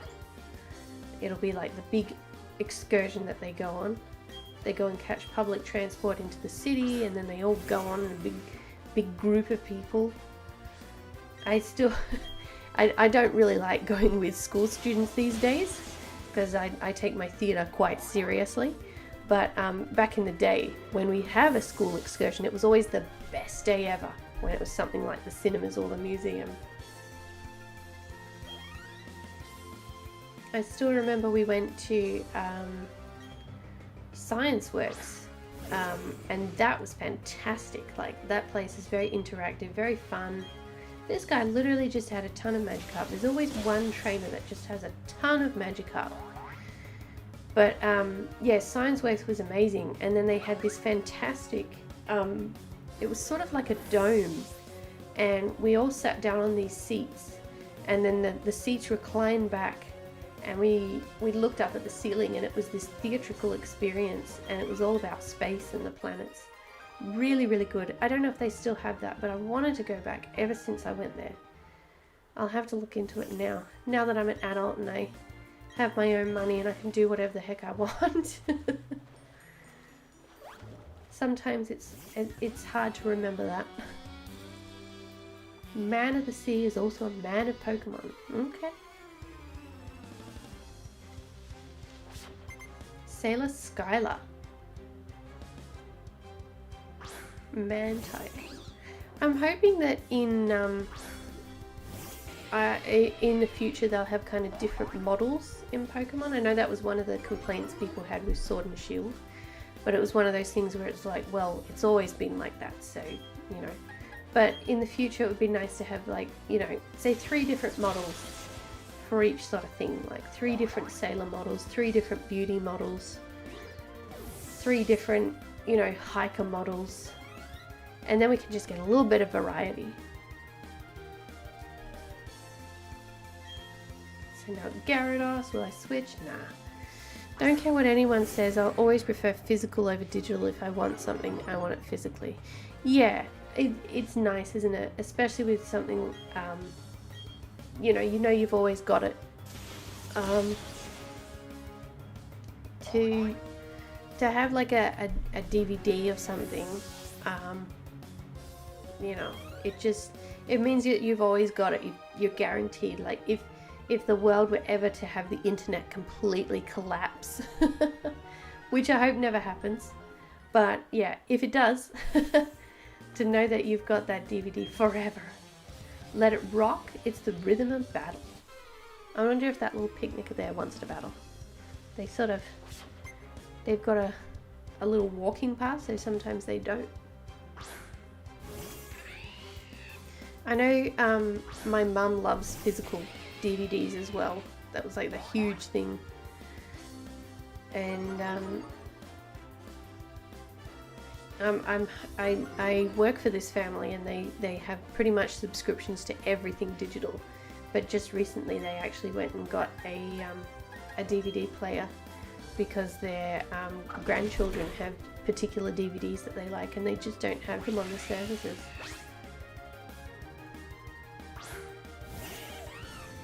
Especially with kids when they have just a show and that's all they want.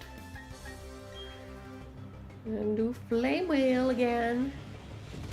God, such a good animation.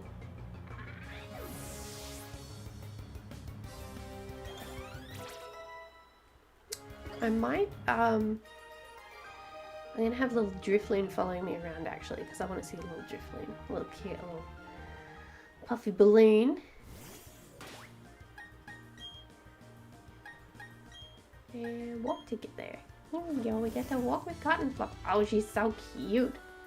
She drifts along. Okay, the picnic is paused, so my girlfriend's on the other side. You saved me. Thanks, please take these.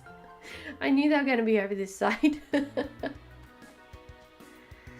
The stickers and the capsule animations were something they really didn't emphasize too much in the original games. They have really hammered it in these ones. I don't even think that they gave away the stickers as much in the original. Recent years, because I have a PS4, which is a Blu-ray player, I've switched from DVD to Blu-ray. Yeah, I've heard people say that Blu-ray is like, once they do that, they never want to go back. I have never seen anything on Blu-ray, so I have no idea if it's actually good or not. I don't know, is it reliant on the speaker system that you have or the TV? Hi, who are you? You're the assistant, aren't you? Elysium, long time no see. Oh, you look puzzled. You're wondering who I am. I'm Professor Roland's assistant and Lucas's father. The professor asked that I upgrade your Pokedex, you see, so I'd chosen this spot on a hunch that you'd be passing through. May I have your Pokedex for a moment? Sure thing. Let's see, what was I supposed to put in the software here? Ka-chunk, ka-chunk. It looks like your Pokedex doesn't need upgrading. It already lets you toggle between images of male and female Pokemon. What's the point of this then? Technology sure has improved lately. Okay, I'll leave you to carry on with your project for the professor. May I also ask you to keep an eye on Team Galactic? The professor is concerned about what happened in Jubilife City. It's probably nothing to worry over. I'll be on my way now. Bye. He still does that. Walking on cube. Gee, I sure am thirsty. Can we give him a drink? That was like, oh, here we are, Canalave City. Do they still have the place that's closed to visitors, the Darkrai event? I hear that there is a man who is very forgetful here in Canalave City. He even makes Pokemon forget their moves. Okay. Canalave Port, Cargo Port. Little Drifloon following along. I love it. What's up? Your clothes look damp. Were you swimming at the beach right at Sandgem Town? Oh, that's a bit rude. What do you guys got to say? Hello trainer, here are some things I found. They were mixed in a load of cargo from another country. I can't use them, so I think you should take them. You obtained TM48. You know how Pokemon have their own abilities? Well, this move Skill Swap exchanges the user's ability with that of its target Pokemon. How you use Skill Swap is a measure of your expertise as a trainer. I wonder if we can teach that to what's its name? Archeops? That one that has the defeatist. Blu-ray quality is great. Basically, Blu-ray uses TV with HDMI ports, using the graphics of the TV to the fullest step ahead of DVD quality. Okay, that's good. We have a better TV now, so we might have to like borrow a Blu-ray player. I'm guessing the cost of it will come down because everyone's selling their DVDs and stuff these days. Somewhere Beyond the Sea, does it play DVDs as well? That's what I'm curious to know, because if it does, then you can literally just upgrade the player and then buy Blu-ray as well. There are other lands populated by Pokemon and trainers. Yep, cool. Good to know. Drifloon. So Drifloon's quite slow at following. Not too bad, but quite slow. Okay, this is the Pokemart. I might get a couple of potions while I'm here. What do you got to say? A Pokeball that makes it easy to catch the same kinds of Pokemon. Well, that's the Repeat Ball. I wonder what I should buy for an outing to Iron Island. We're gonna get, what's it called? I usually nickname it, so, welcome, how may I help you? I'd like to buy, I'll get some, oh, we got Ultra Balls now. What's the max we can buy? 117. I'll get 20. Whoops. There we go. Let's get 30 actually. Yeah. Here you go. 3 Premier Balls on the house. Thank you very much. And I completely forgot to buy potions. Sorry, people watching. It's very frustrating watching other people, I know. Here to buy. Let's get a Hyper Potion. Does that do 100? Let's do 40 of that. Yep. Blu-ray quality is more clear than DVD because you know DVD has a hazy kind of look. Makes it clear, and yes, all Blu-ray players play DVDs. Perfect. Well, I'll have to go and do some thrifting or look on Facebook Marketplace to see if there's any Blu-ray players out there. Probably time to upgrade. I've been really lucky. Whenever I go to Savers, they've had a bunch of cords and things that I need, like HDMI cables and stuff. Oh, so this is the move forgetter or move deleter. He's here. So yeah, I've been able to buy like pretty much brand new HDMI cables and chargers and whatnot for like $5.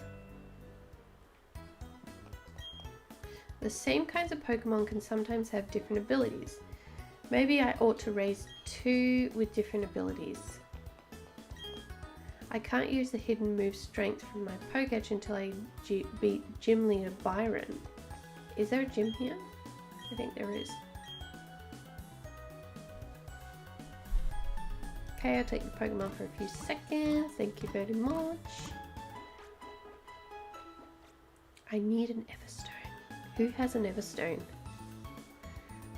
I'll do a quick look up, quick Google search maybe. Just need an Everstone. Google, Google, Google.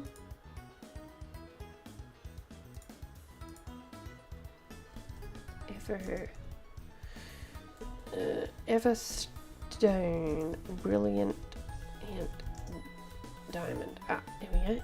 Everstone, Brilliant Diamond. I love how Cerebi just has everything I need. Everstone. Where do I get it? Grand Underground. Well, looks like that's what we're going to be doing. Grand Underground, here we come. Guess we'll just keep searching for stones. What do you got to say now? Is that house still closed off? My Psyduck is very smart. It can use the move Future Sight. Love that Drifloon. The door is tightly shut. It appears impossible to open. Harbour Inn, the text is too faded to read. See, like little things like this when they left it as a mystery, that really like kept you playing these games. Whoops! Oh hey Elysium, you're going to challenge the gym leader. Go ahead. Someone should check to see if you're ready for this challenge. And that someone is me, with my brand new gym badge.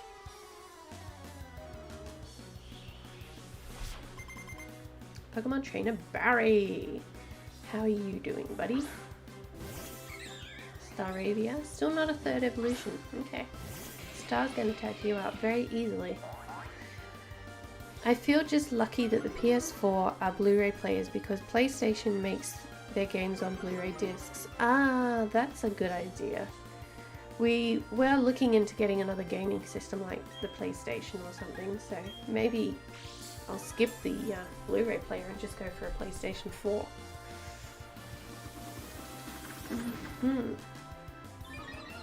I like getting things that are kind of multiple use. Darn. Come on, you got this, Star. Darn, Staravia. Double team.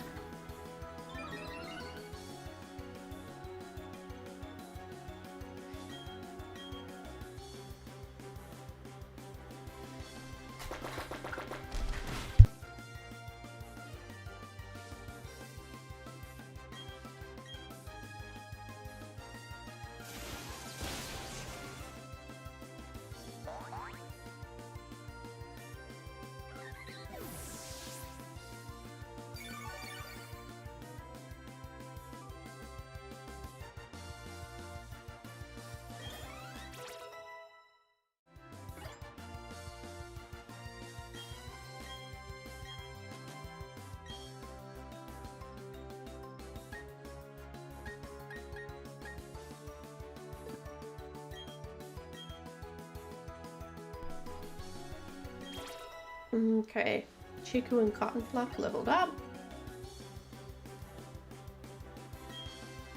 Ooh, Destiny Bond. That might be fun to have. Do that instead of Focus Energy, I think.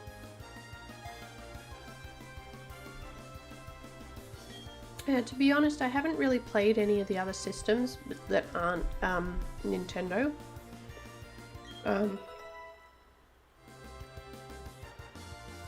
It's my mum was never really into anything that wasn't Nintendo because she really liked Mario.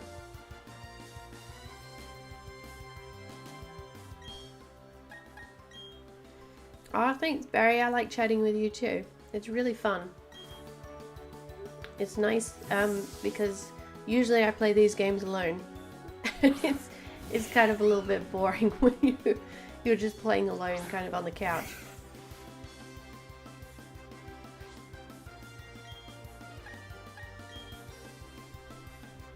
Yeah, but yeah, getting back to that PS4 and stuff, I really want to try out other gaming systems because there's huge franchises that I just haven't seen or experienced. One of the franchises I always wanted to try was the Spyro franchise. Because I was like every girl goes through, they go through like, well, most girls go through like an obsessive dragon phase. And it was like, oh, that's awesome. He's a dragon. I have some of the figures of him up on my shelves up there, but never really known much about it. They did have a couple games released on the Wii years back, and I played those, but because of the motion controls, it was very finicky to play, so it wasn't like a fun experience. There was one section where you had to kind of blow fire on this one torch, and I was doing it right, but because of the motion controls, it just wasn't working. I even looked up tutorials and it was like, nope, I'm doing the right thing, it just has to work. Eventually I did get it because I think the game sort of minorly bugged out. I've always been PlayStation and Nintendo. I shoo that Xbox away. Yeah, Xbox is really one of those things that I don't know, it just doesn't appeal to me.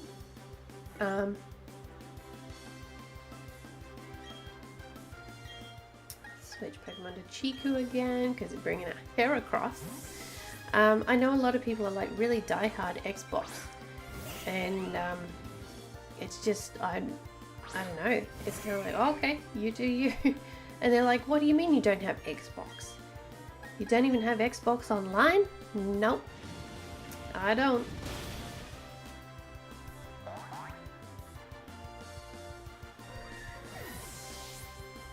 Heracross is an interesting choice Pokemon.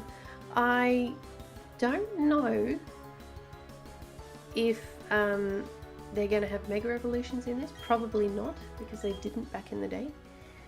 I would say not.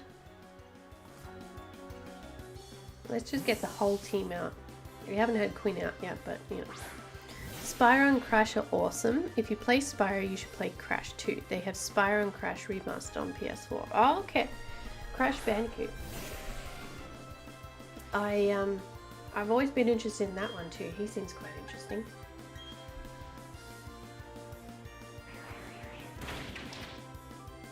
Yeah, there's so many games I just haven't experienced. Back in the day, it had a Game Boy, and then we had the Nintendo 64, which I still have in a box, somewhere in there. God, I spent ages on that game, hours and hours and hours. Then we got the Wii, which was okay, but I didn't like the motion controls very much. I didn't like kind of sitting there stabbing things at the screen. I know they had that huge thing on, oh, but it makes you fit, it gets you up and moving, and it's like, that's great, but you know, I don't want to do that. Crash Bandicoot is basically PlayStation Mario. Ah, okay. I still have my Mario 64 game. Just a bit better than me, as usual, but listen up. Let me tell you who's going to take on the Pokemon League and become the champion. You guessed right, it's gonna be me. Anyways, you should be able to take on the gym leader here. Now hurry up and get to it. Where did he go? He was going this way. Yeah, I still have my Mario 64 game, and I have, I always wondered back in the day, where was Peach in that game? I was always looking for her, and it was like, nope, she's not there. So I have that, and Mario Kart, the original Mario Kart on Nintendo 64. That was an amazing game. I remember taking a chance all the time and cutting through where the train went through. Kind of like the library. Hello? This is the library. Please keep quiet while you're on the premises. What is it? Please don't disturb me when I'm reading. I'm sorry. There was a library in, I think, Sun and Moon, wasn't there? The books on the third floor are easy to read. The ones down here are all too tough for me to understand. Then why are you here? That'd be my experience. Xbox players seem very aggressive sometimes. Yeah, they play a lot of those shooting games. I'm sorry if this isn't how people are. I'm not generalizing you as a whole, but this is what I've seen. They play a lot of those. Oh, there's my dog barking outside. The door is open for him.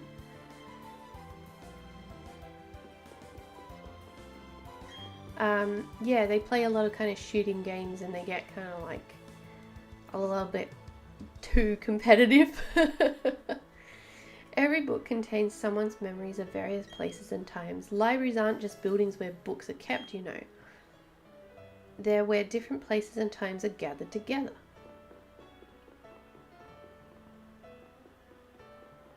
Okay, that's it. I know there's some information in the books that we can read.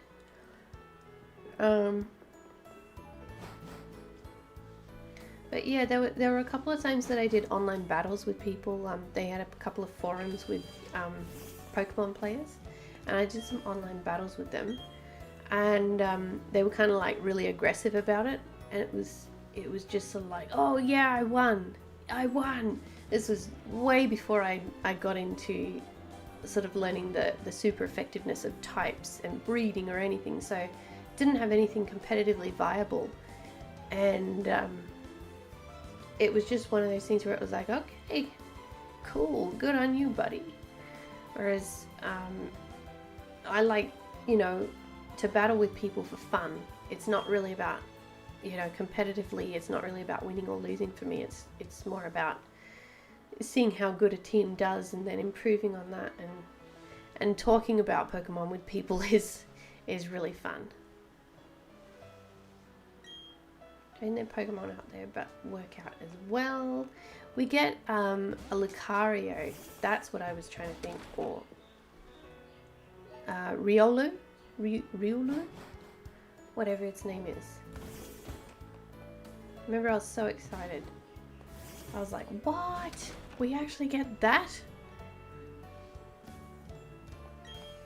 Going to be a sailor like my daddy. He's a real man among men. Even the sea doesn't scare him. Oh, but a gym leader would be cool too. Byron is so awesome. Our boy has too much energy. I wish he'd be a little quieter.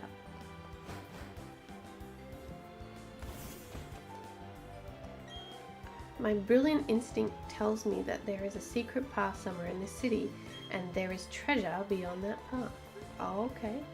Ah, there is something here. How do I get in there? Okay. What do we got? Anything over here? A secret path. What's up here? Can I go up here? No.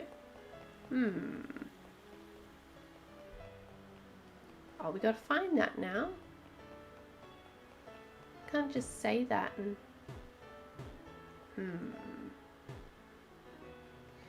Alright, I'll come back to that. It'll be another time. I'm gonna drive people crazy with that.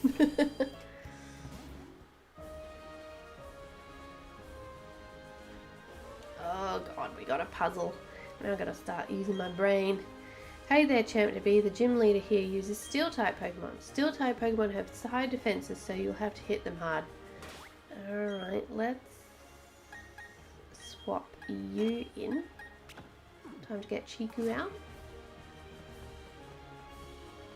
Boom. Alright.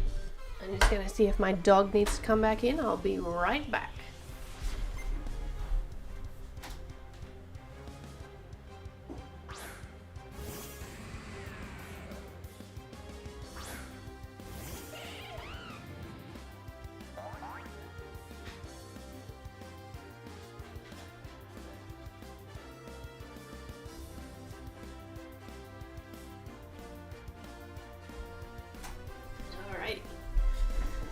He was literally sitting at the door. The door was a little bit open and he was just sitting there looking in like, I can't do this, I can't open it, it's too hard for me.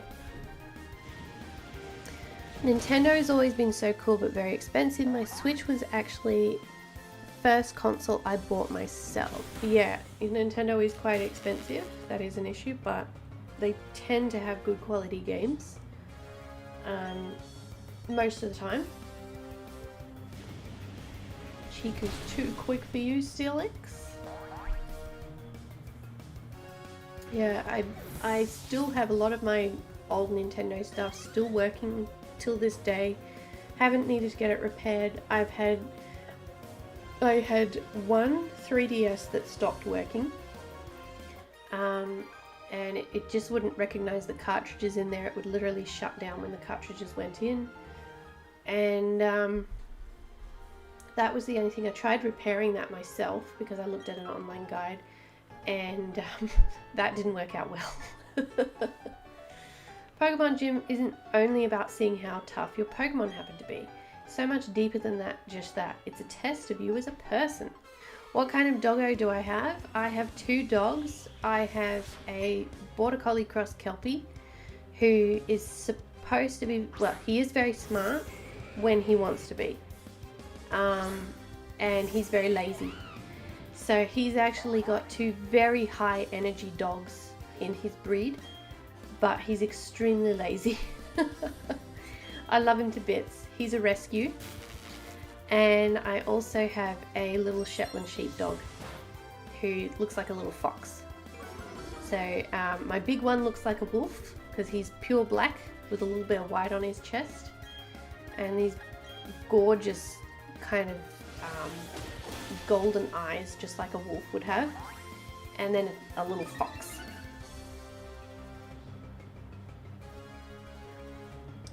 But the big one likes going out in our big backyard, and then he gets bored of that and he's like, let me in, I'm bored, don't want to be out here anymore. He really loves sitting in the grass and the sun, just loves it. But he actually came from a massive puppy farm, so over 100 dogs just breeding out of control, and this guy was doing it for money, trying to create like the ultimate Kelpie, apparently.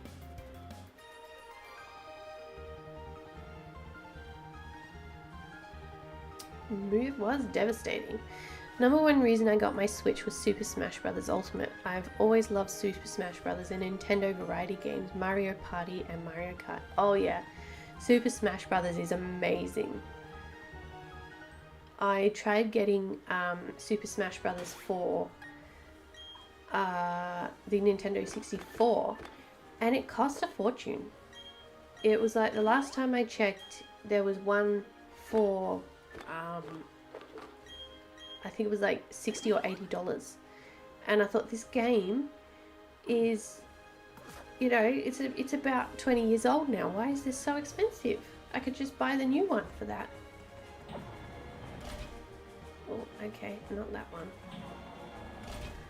Oh, why has there got to be puzzles? Up and down you go in the lifts. Me, I like to battle. Oh. And Onyx isn't a steel type, so why did that guy have an Onyx? You're cheating.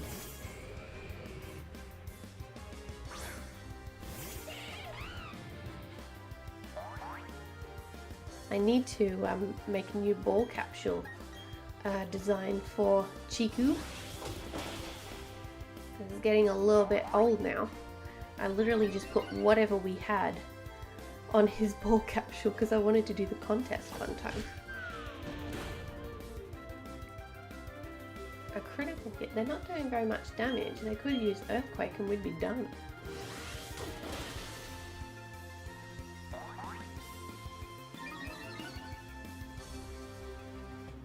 Chiku's attack rolls. Well done, guys. Cotton Fluff leveled up again, and she's going to want to evolve again. Okay, after this, I'm most definitely going to play some of that underground.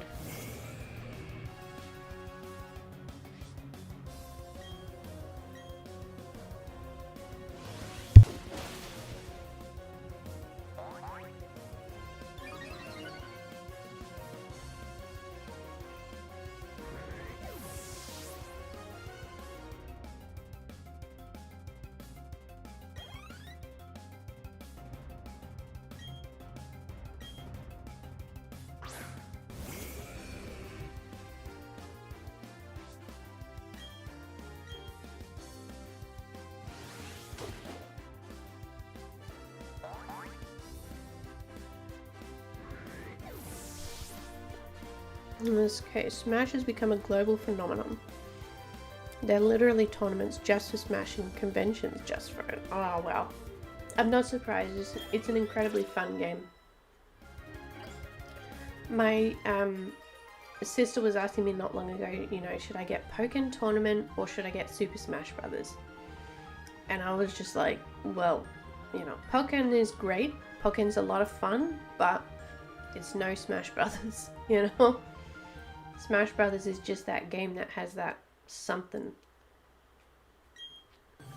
No, Cotton Fluff. Give me the angry eyes all the time.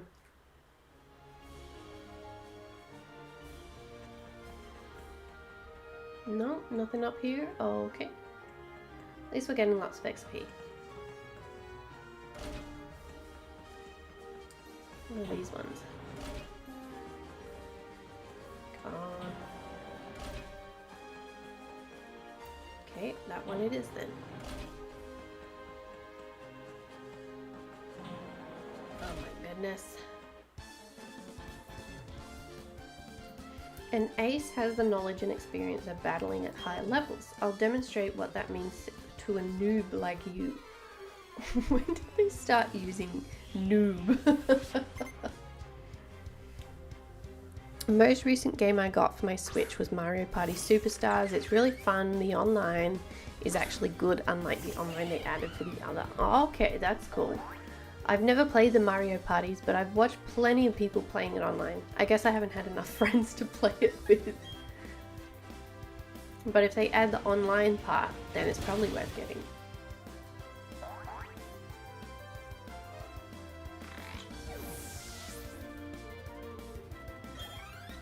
Quinn leveled up, well done. She's almost level 40 now. She's really come a long way.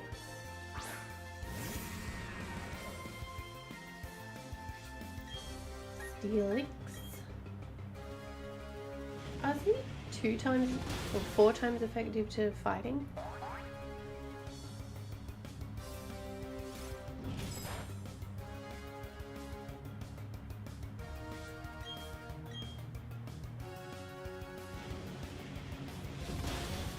Well, he's down now, regardless.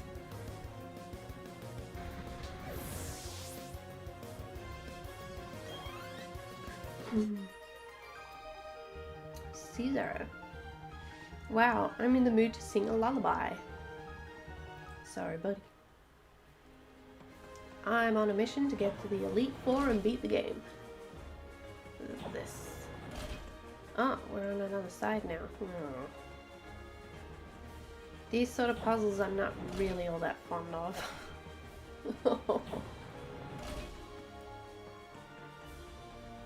Hello? Pokemon and people have worked together for many years. Let us show you an example of that history.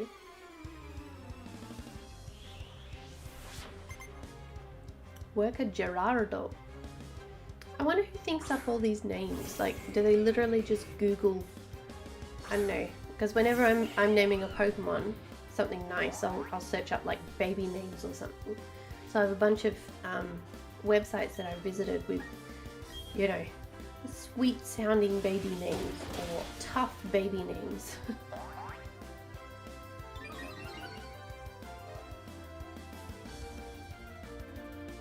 So I wonder, like, do they look up most recent names? Do they look up, I don't know, English names? Because some of the names they had in Sword and Shield, you're like, okay, that's unusual. That's a particular kind of name from a particular part of the world.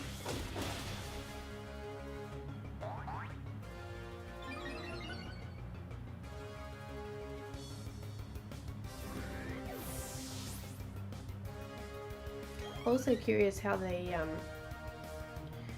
come up for names of the Pokemon too. Like, who thinks of this?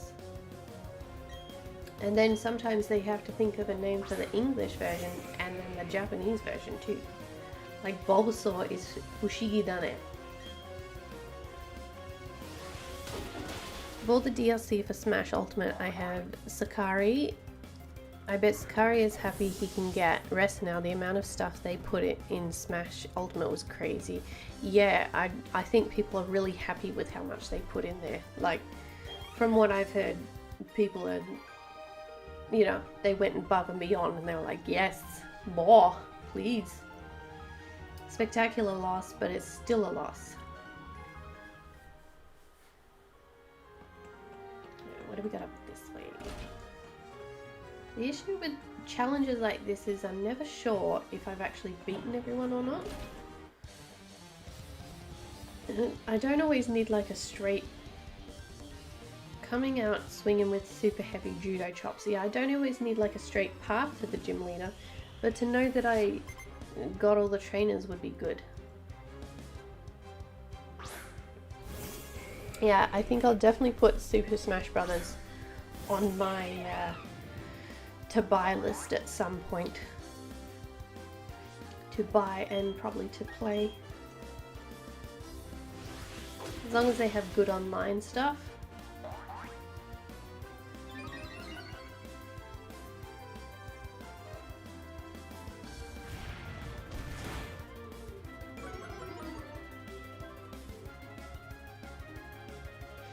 Come on, Chiku, you got this. I need a, I suppose I do have close combat, but I don't generally like using moves that decrease our defenses and stuff. Even though he is a bit glass cannon-y already.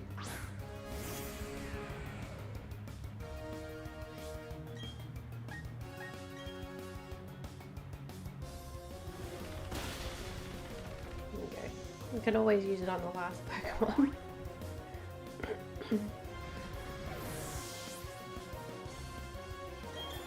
Okay, Brown Cream leveled up. Well done, Brown Cream. That was a complete thrashing. It sure was.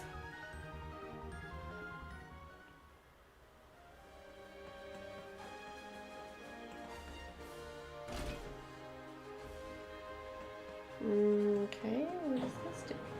Okay.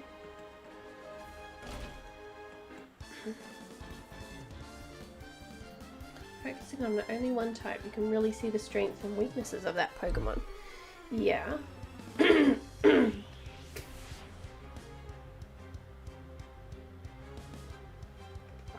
Azumarill. Wait, isn't this a steel gym?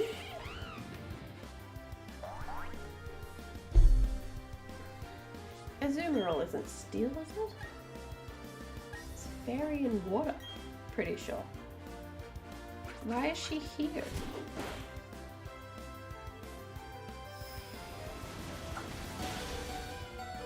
Okay, we're gonna switch out. Yep, go to you. Swap.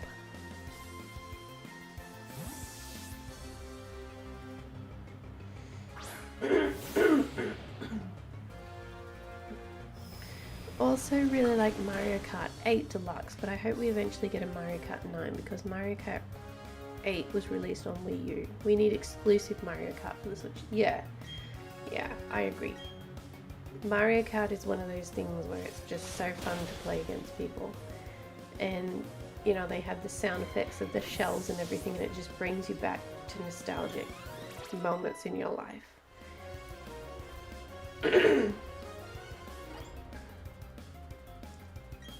Paying wants to learn Haze. I think we're just going to keep our moves.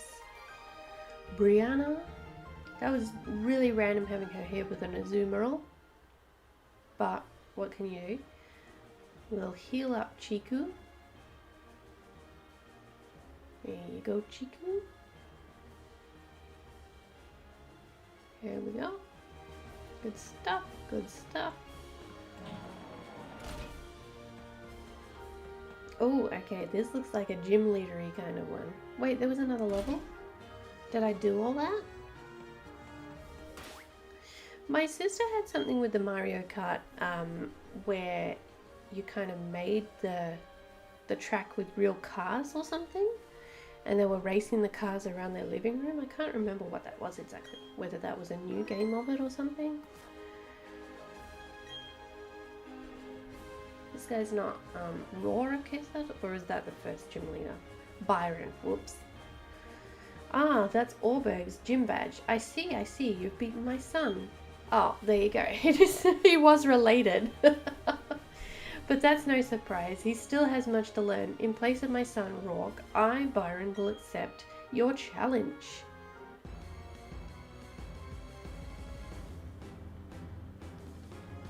Beware of the powerful blue shell. It will strike you down with no mercy. Yeah, I always used to fear the red ones.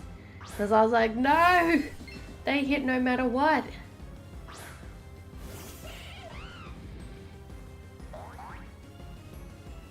Okay, here we go, Chiku.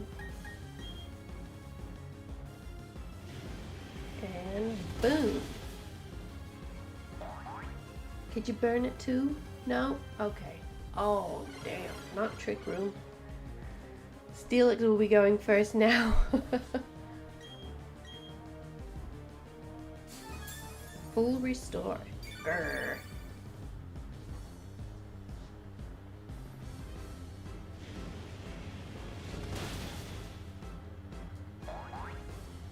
Sometimes I get them, they do like a crit on the second time, and it's always really annoying because it's like, couldn't you have done that the first time? Gotten rid of it?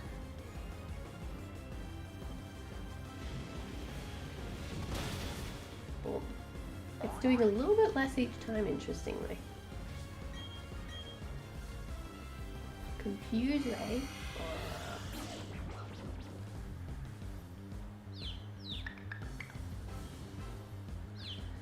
Chiku is confused. Come on, you got this, Chiku.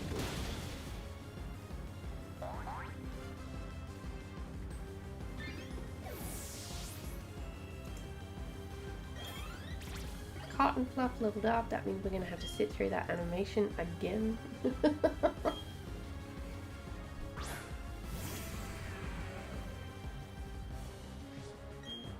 Let's do close combat. Come on, Chiku, you got this.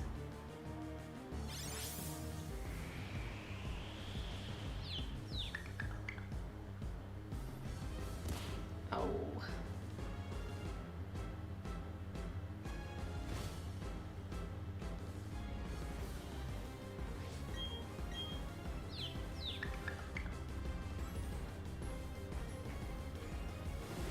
There we go. Oh no, it didn't take it out. Oh dear.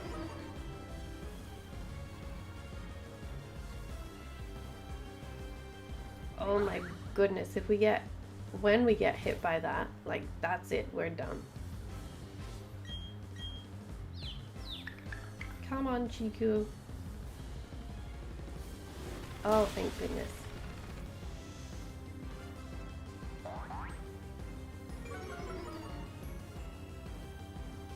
Defense spell, special defense spell. That's why I don't really like using it. I don't like using moves that affect that, because competitively that can be the thing that really decides the battle, you know.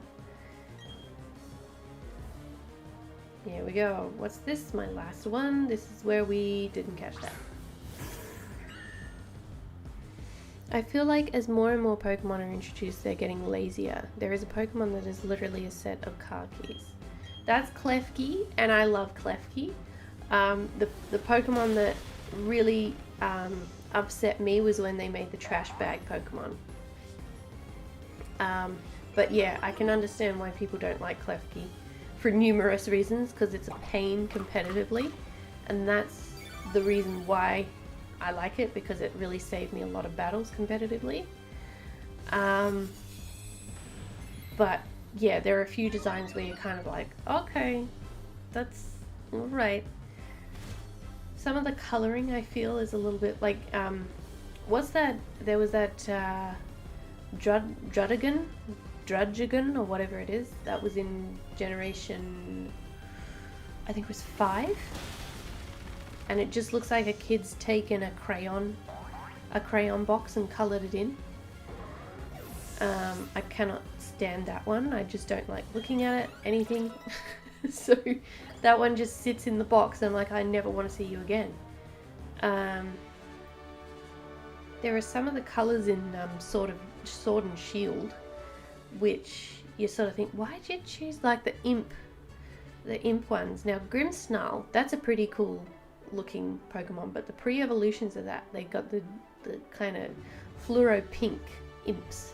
They're a bit sort of, oh, that's not the best choice of color there.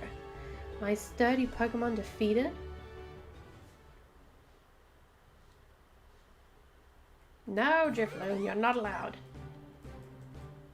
Alright, we're going to do the underground now. We're going to try and find an Everstone. You were strong enough to take down my prize team of Pokemon. In recognition of that power, I give you this, the Mine Badge. Boom. Look at that. I think there's a way that we can actually polish those badges. You receive the Mind Badge from Byron. Having the Mind Badge enables you to use the hidden move Strength from your Pokétch anytime. You now have 6 gym badges. That means all Pokemon up to level 70 will obey you without question. Here, take these too. You obtain the stickers that Byron uses. TM91, Flash Cannon, if it hits, that's interesting. It may also lower the target's special defense.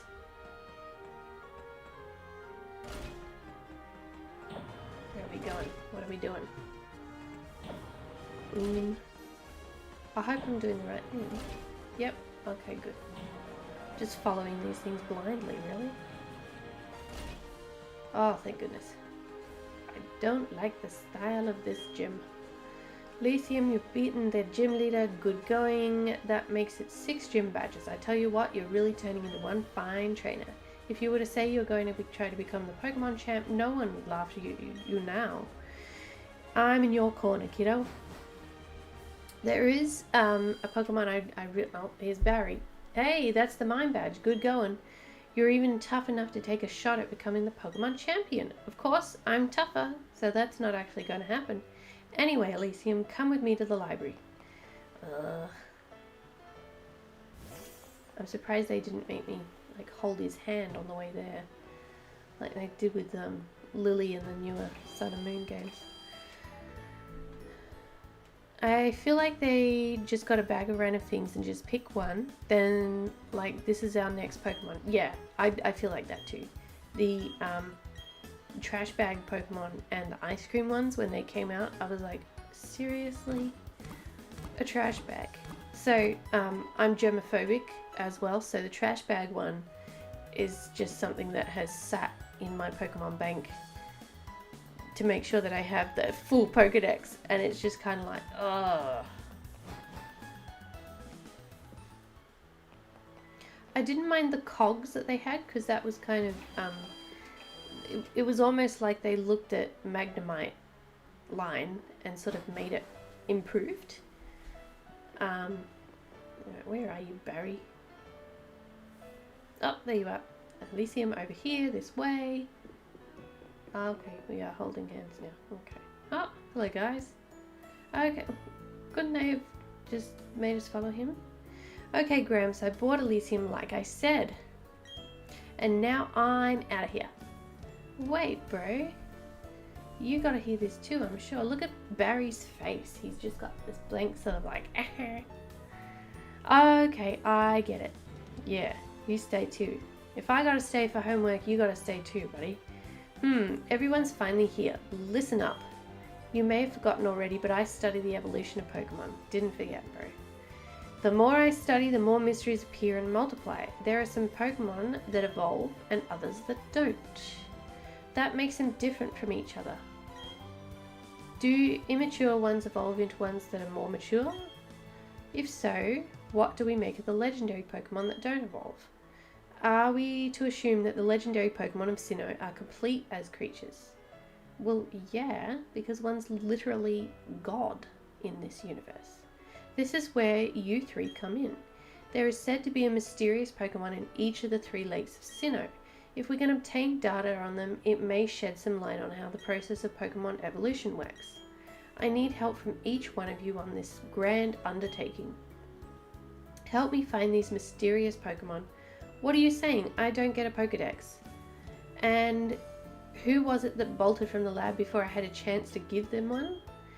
But that's water under the bridge. Seeing Pokemon with your own eyes is important for you to becoming a better trainer too. You bet, Professor. Suck up, Lucas. This will add to the Pokedex database and help advance your research. I would have made all of you go regardless. Now then. There are 3 lakes. Fortuitously, there are 3 of you. You should split up and investigate the lakes individually. Lucas, you go to Lake Verity. Yes, sir. Barry, I want you to investigate Lake Acuity. That would take you almost to Snowpoint City. The road there is harsh. I need a tough trainer to go. Ah, yeah, of course. Gramps, you know how to call it. You can tell I'm the hotness. And that leaves Elysium with Lake Valor. The lake is between Veilstone and Pastoria, if memory serves. What's happening? Has it stopped? Are you all unharmed? Let's go outside, but be careful. I'm concerned about the city. Now, remember when this happened in Sword and Shield? And Leon was literally like, let's just, you continue doing your thing, I'll do this. Your rival's name is my name. Barry, it sure is. I always choose Barry in this because it just suits him, and in the anime he was called Barry as well. I just think it goes perfectly with him. He used to have this animation where he kind of stomped about. I think that was in Platinum. Whoa, that tremor, that wasn't a natural occurrence. What do you got to say? Hey, old dude and kid. Oh, that's really polite. Something big just happened. They're saying there was a huge explosion at Lake Valor. Kaboom, like that. I'm going to the lake. I have a bad feeling about this. That was the lake I had to go to. That Barry can't sit still. Elysium, I'm worried about Lake Valor. However, I have no idea what is taking place. You must find out. But before you go, I can't stress this enough. Don't get in over your head. We'll try to join you as soon as we inspect Lake Verity. What happened at Lake Valor? I wonder. Cool. Alright, let's... Hey, I wonder if we can use the Underground Explorers kit here. Ah, no, we can't use it on a bridge. Local communication. Can play with nearby people. Yeah, I will. Actually, hang on. I will enter with the internet. Hopefully the internet is working nicely today. Yep, sure. Go ahead. Yeah, hopefully it doesn't get too much lag because when you enter with people you get like they gather the Diglets and the Dugtrios faster, and from what I've heard that means that you get more stuff. Now, how do I ping it? Ah, there we go. Pinged. Yep. There we go. Oh, okay, we can make a secret base. Yeah, let's go in. I'd forgotten about that. This is quite nice, isn't it? How do I decorate? Place a statue. Ooh. Okay, this is exciting. Let's put you. I don't know what you are.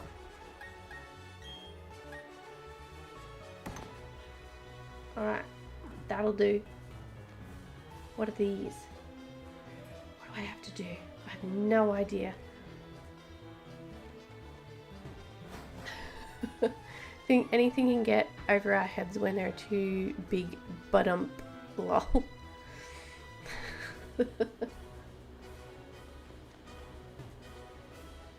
Where are you? Where are you? Come on.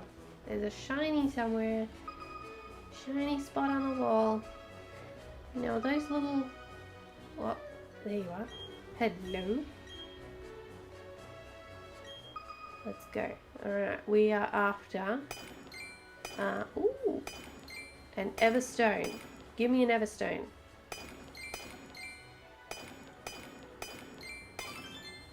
Okay.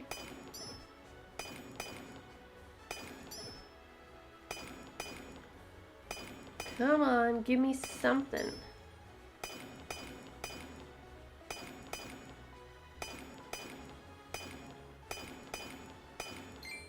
Oh, here we go. This looks fun. I hope we can get this before the wall collapses. Let's try... Oof. I don't know. Nah, just missed out. Darn. Wall collapse. Dang it. Well, we got a spear at least. That was something. Let's see. Where's the next one? Oh, there goes the Diglett. Little diggy dig. Diggy dug. Something pinged in the wall. 3 confirmed. Okay.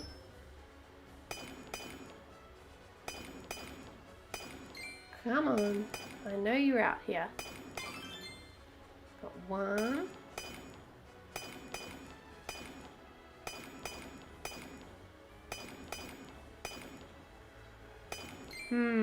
Oh, here's something. Is this a diamond? Or is this a sapphire? Whatever it is. It looks like the art on the box. Oh, here we go.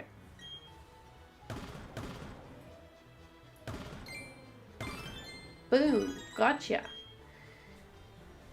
So it seems like the hammer's better at digging those up. I don't know, I never really did this back in the day. Because we didn't have great online back then. Stone box started to shine. It's a Chansey! Oh, that's a nice statue. We got in here. I do like what they've done with the excuse me, just scooting on by, don't mind me. Oh, there's a Lickitung. I do love a good Lickitung. Lickitung I was like obsessed with back in the day when I was little. I don't even know why. I think I liked its tail or something.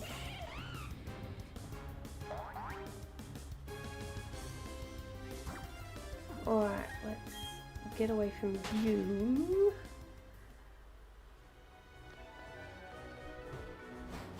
Go, go. Let's see what we got on this side.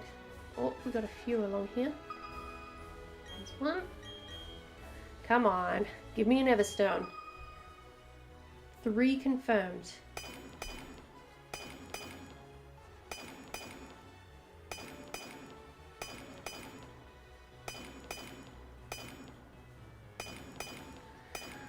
I must say they've upgraded the graphics really nicely. Oh, okay, there's something.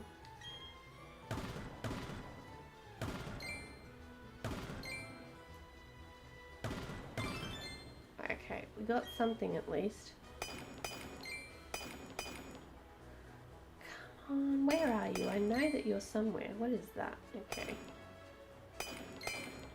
Oh, here we go. We found it. No Everstone though. What a hassle. This is going to take a while, I can tell. Red sphere. Pretty stone box. Started to shine. Drapion. Didn't we get that before? Pretty sure we had one in the base. Oh, there we go. I didn't know you could do that on that type of wall. 3. Oh, we already found it.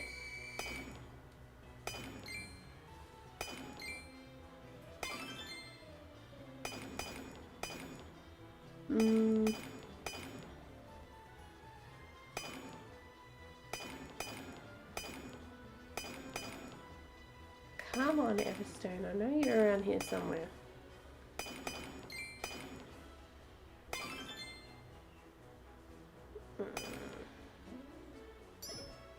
Nope, not there.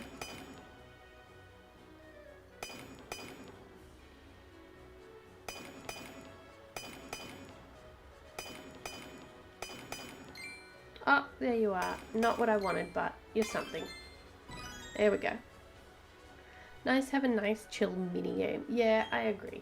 I like the side quests and things. I always loved, when I used to play Pokemon Stadium, I think it was actually Pokemon Stadium 2, all I ever did as a kid was play the mini games on that, because that was just so fun. The rest, I didn't really realize how much there was to the rest of the game. Oh, look at that, we found it. Go us. One. That's a bug one. Oh, there's another one.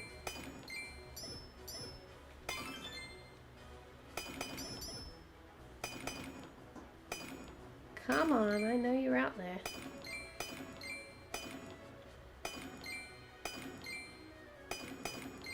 Is this a Firestone?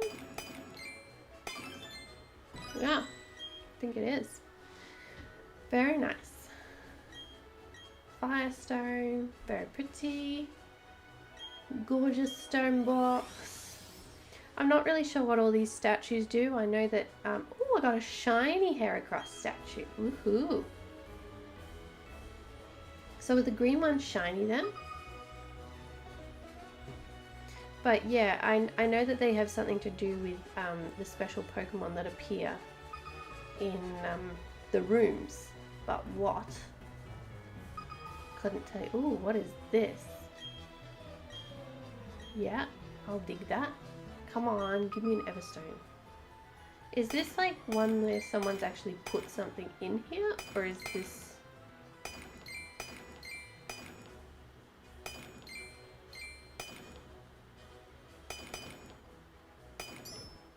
No, nothing there.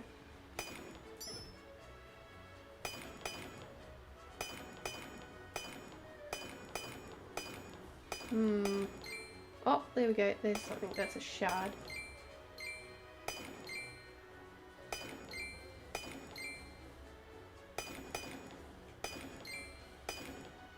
Alright, got everything there. Love Pokemon Stadium. I want them to make HD remake of that game because I love that game. Oh god. Pokemon Stadium was amazing. Like, that game was just so much fun. And even just battling against the AIs and stuff, that was, yeah. A Medichan statue that's shiny again. So the green statues are shiny. Okay. Where'd that other bit go? Yeah. Come on. I can still remember some of the tunes to this day, and way back in the day when I used to play Pokemon Stadium, I used to love that Rattata racing game, and they had a Lickitung Sushi Train game, the Clefairy game, which was really hard to play as a kid. Me and my sister loved that, and we still remember the tune to this day. We're like, God, that's a memory that's been locked in there for a while. And they had this game where it had the Scyther cutting things, and if you, there was this expansion thing where you could hook your, I think it was like silver, gold, anyway, I always had crystal, so I hooked that up. And then I had a scissor in that, and it always used to use the scissor from my game, and I thought that was just amazing. Because it was like, wow, that's my Pokemon from my game.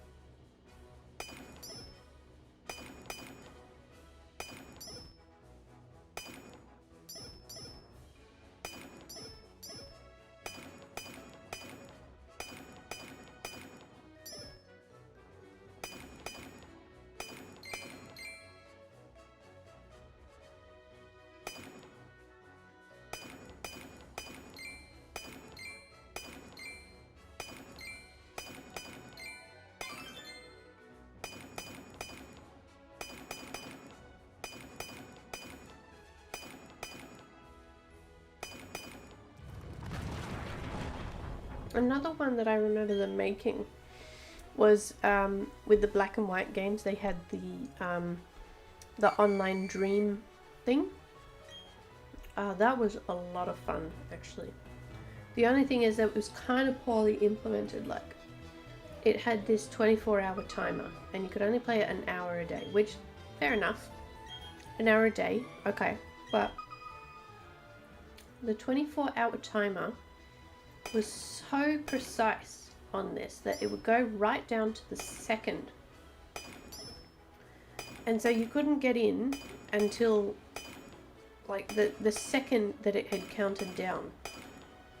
And it was the most annoying thing, because even if like you knew that you logged out at 11:59, you had to wait until 11:59 and the exact seconds.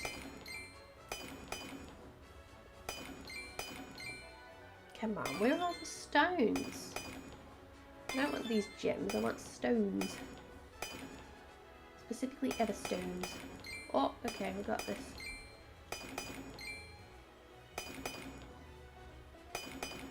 Nah, didn't get it. Ah well, next time.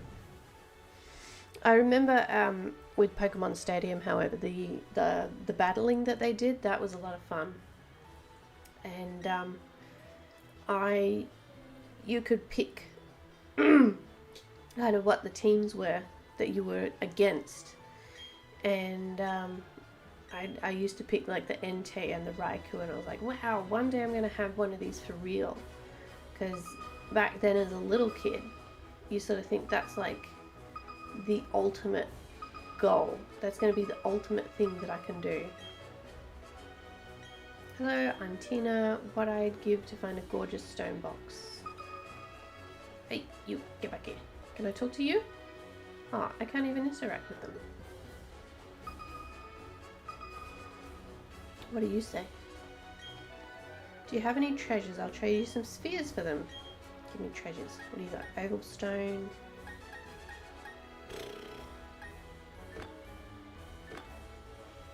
Other items. Oval stone, eh?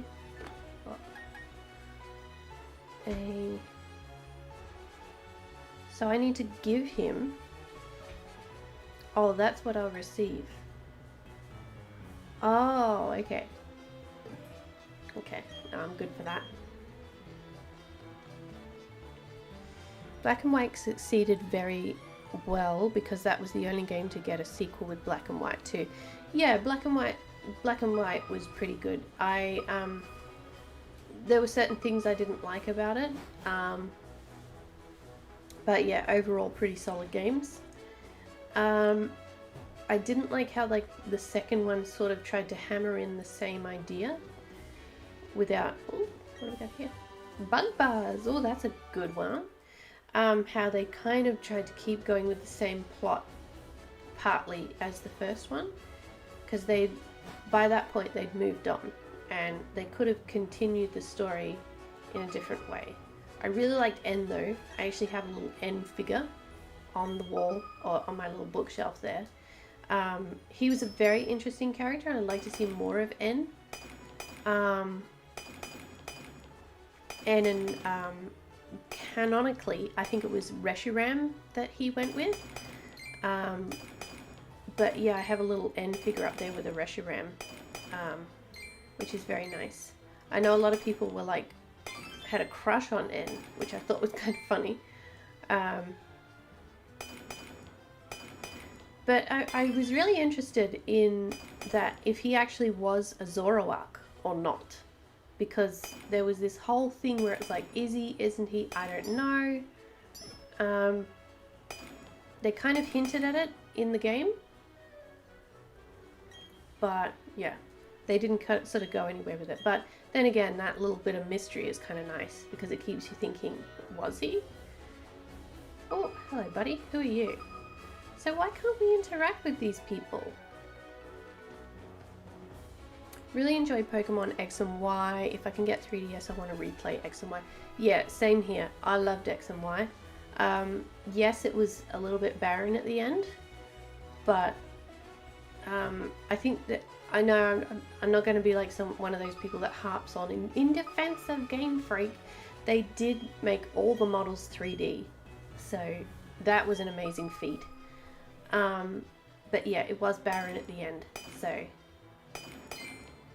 But if that's all you've got to complain about an otherwise good game, then, you know. Everstone, Everstone, Everstone. Oh, no Everstone. I know you're here.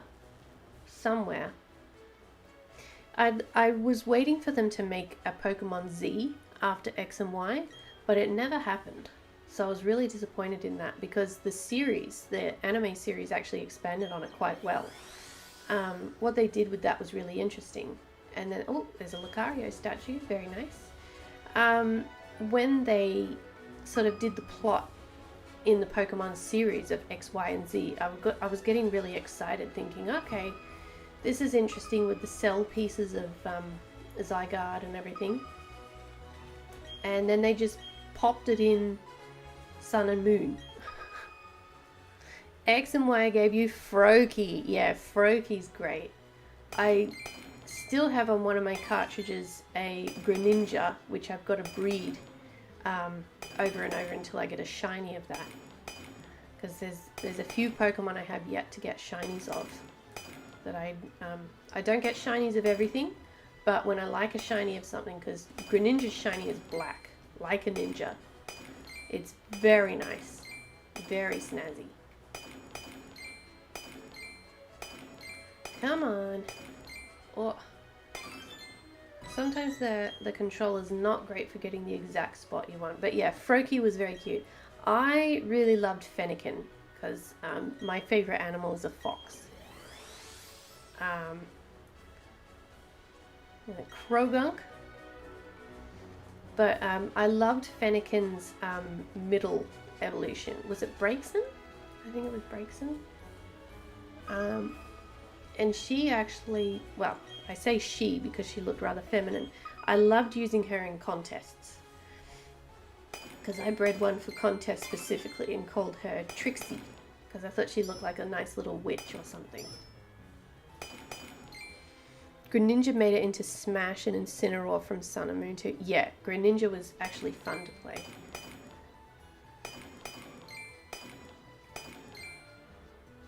And did, I can't remember if Lucario made it any further, but I know Lucario was in it at one point too. And he had like aura attacks.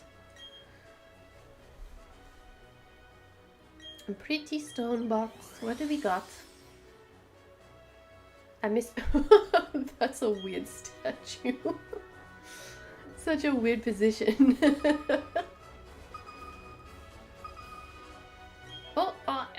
Wait. There's a Diglett. A dig.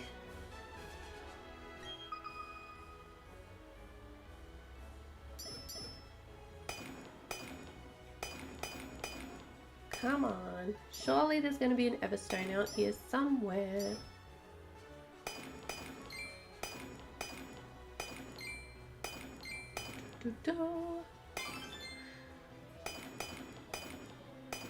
I don't know if I need to get it from like a vendor or something.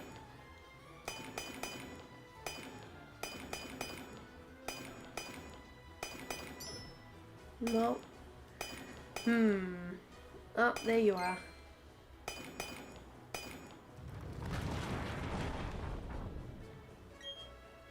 Okay, Lucario is still in it. Also, Mewtwo, Pikachu, Jigglypuff, and Pichu. Yeah, Jigglypuff is like that one that they tend to keep because he's fairly similar to Kirby. And Jigglypuff has just so much sass. What is that? Oh, I thought I saw something there. Alright, come on. Give me an Everstone.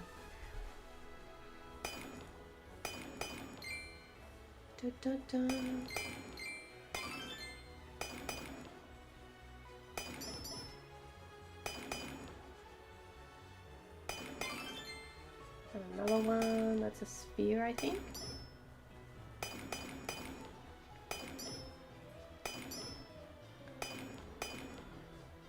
Come on, there's gotta be an Everstone out here somewhere. No.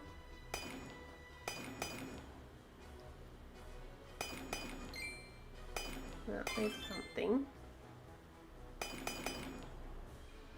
I'll be really mad if I find the spot just as the wall's about to collapse and then it goes boom.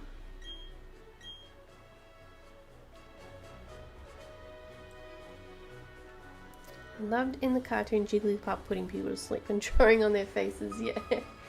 Jigglypuff had so much sass back in the day. It just, you know, because most people were like, I'm not going to use that pink thing. Why would I use that? And then the cartoons, everyone just loved Jigglypuff. Oh, here's my secret base. Oh, look at all those digging spots up here. Let's go. Diggy, diggy, dig. Yeah. The cartoon used to be really good. I really don't watch it these days. I think I said in a previous stream, I watched X and Y and really followed that and loved it. And then at the end of that, they had the XYZ sort of plot, which was very interesting. But then not having that in the games was a disappointment. Oh wow, look at this one, it's massive.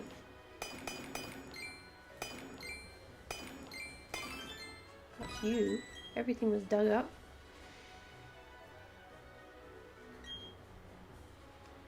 There's so much from the cartoons that I kind of miss, like especially the old writing style.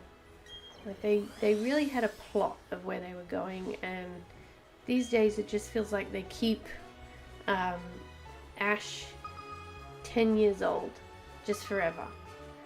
And there's so many theories. They're like, oh, he's in a coma. Oh, he's this. He's been blessed with eternal life.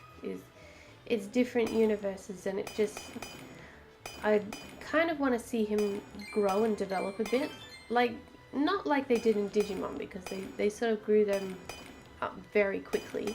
Even though Digimon was great. And really different from Pokemon with their message, what they were trying to get across. But I just want to see them develop Ash properly, because it would be nice if he did win the Pokemon League once, and then just say, okay, I'm gonna rest now, and then follow a new main character. Stopped watching the Pokemon shows after midway through Black and White, but I'll always watch the movies. Yeah, I really stopped watching in Black and White as well, because Iris I found to be very annoying and condescending, and it just, I don't know, you get sick of Ash forgetting about Pokemon every single season as well. Like, oh, what's that Pokemon? I used to have one on my team, but I don't remember it. I've got to check the Pokedex. Instead of, like, they could have something where Ash acknowledges, hey, I used to have one of those on my team, and blah blah blah. I know the fighting style of this.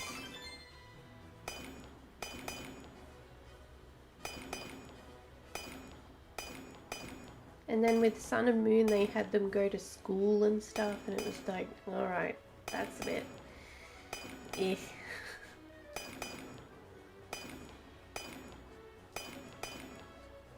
But yeah, the movies, I usually watch the movies just to kind of keep up with it. I feel like that's the safe way to be. I recently watched the,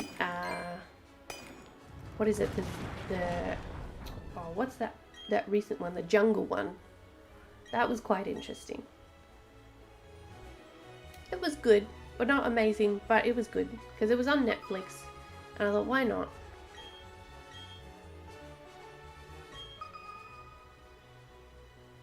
I still haven't seen the one where it has Zeraora in it.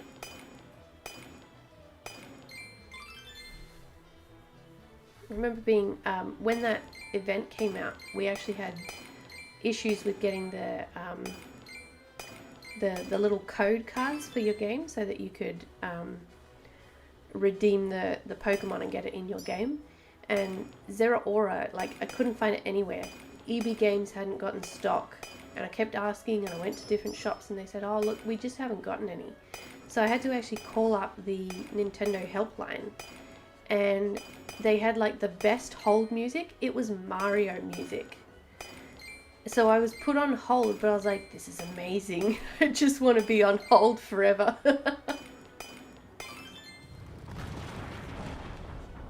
You know, the newest movie you haven't seen. Yeah, it was okay. It was okay. I liked the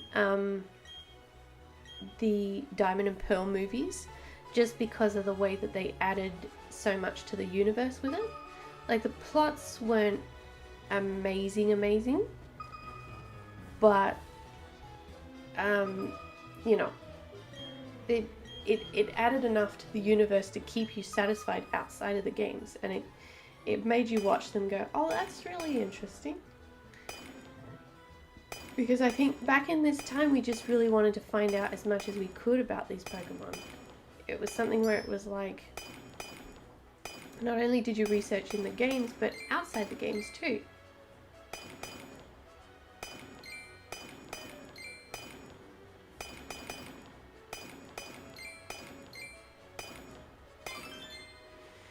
For talking about newer Pokemon movie, I really like Genesect and the Mewtwo one. I haven't seen that really. I've sort of seen sections of it, but not the whole thing. So I'm going to have to see if they have it online, because sometimes Pokemon.com, they have it on their online movie player. Every so often I get emails telling me, hey, this movie's now streaming on this site. A Rotom.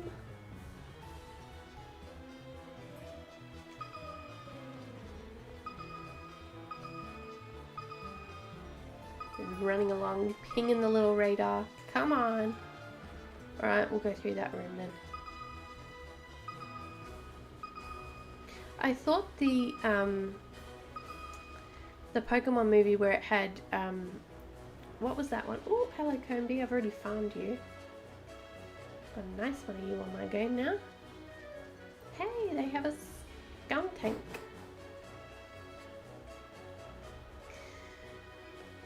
Here we go. Here's one. There you are. Come on, give me an Everstone. Everstone.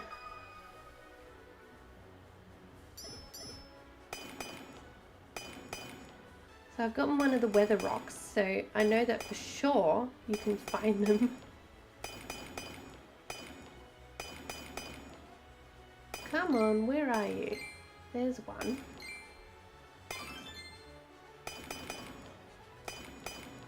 Oh, there we go. There's one.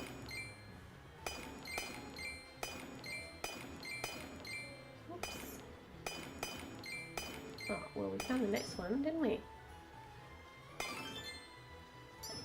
Oops. Alright, got 3 there.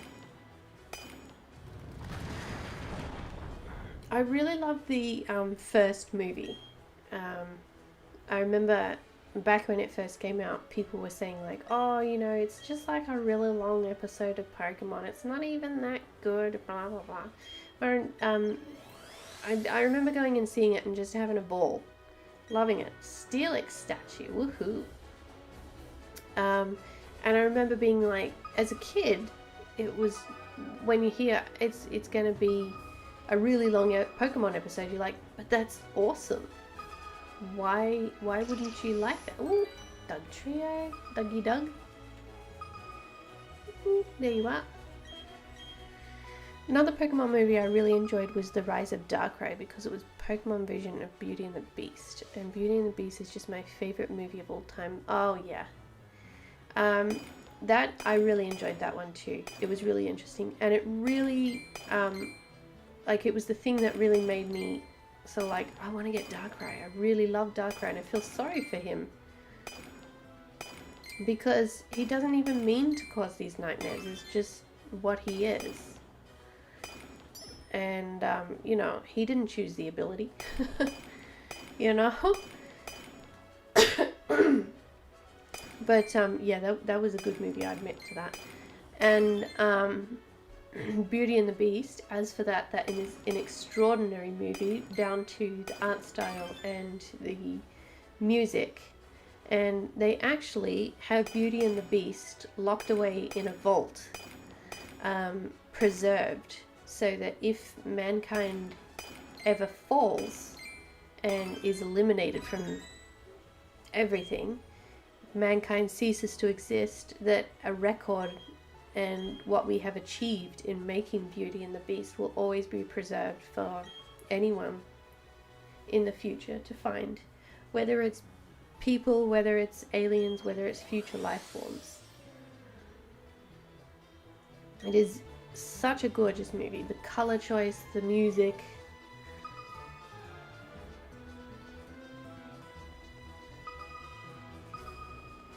If we're talking about the Disney animated version, that is. that's an extraordinary one. But yeah, the tale of Beauty and the Beast as a whole is a beautiful thing.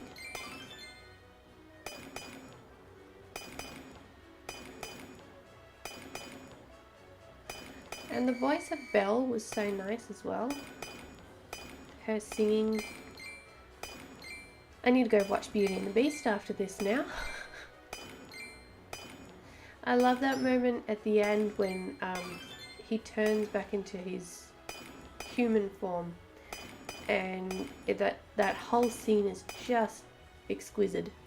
And she's sort of looking at him, kind of like, who are you? And she walks up to him, brushes that little bit of hair away from his eyes, looks into the eyes, and then she goes, "It is you." That when they made the remake, sorry, that was the one thing I wanted them to have in there, and they didn't have it. And it was so important because she looked into the eyes and she saw it was him. That was who he was. There was the inside beauty that she fell in love with. I don't think they realized how important that line was. And it's one that it actually makes me tear up now that I'm an adult, because it's just so beautiful in so many ways, and there's so much meaning to that one line. The Beauty and the Beast VHS, I own the live action one. I enjoyed that. Also, Emma Watson was perfect choice for Belle, look wise, because she's basically real life Belle. Yeah, the live action one is very nice. I went to see that in gold class with my mum, because Beauty and the Beast is her favourite Disney movie too. And we were absolutely bawling in the end when all of the Lumiere and Mrs. Potts and Chip and everyone, when they all started turning into inanimate objects, we were just bawling. We couldn't help it. And yeah, it's a very beautifully choice there of what they did. And I love the Beast song as well. That was really nice. They expanded on the Beast a lot in that movie. One thing they added to the live action was they liked is the storyline of Belle's mother. Yeah, that was really beautiful. Really beautiful. Gorgeous stone. Oh, it's a shiny bronzong.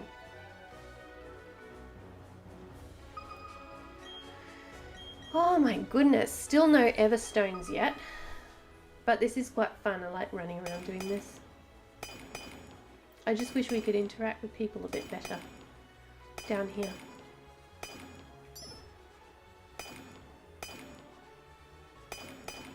I seem to remember I did this a lot back in the day, just looking for shards.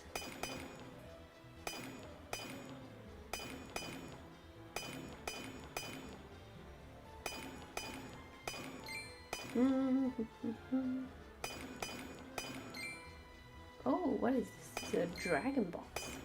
Alright, we've got to be really careful here and make sure we get that.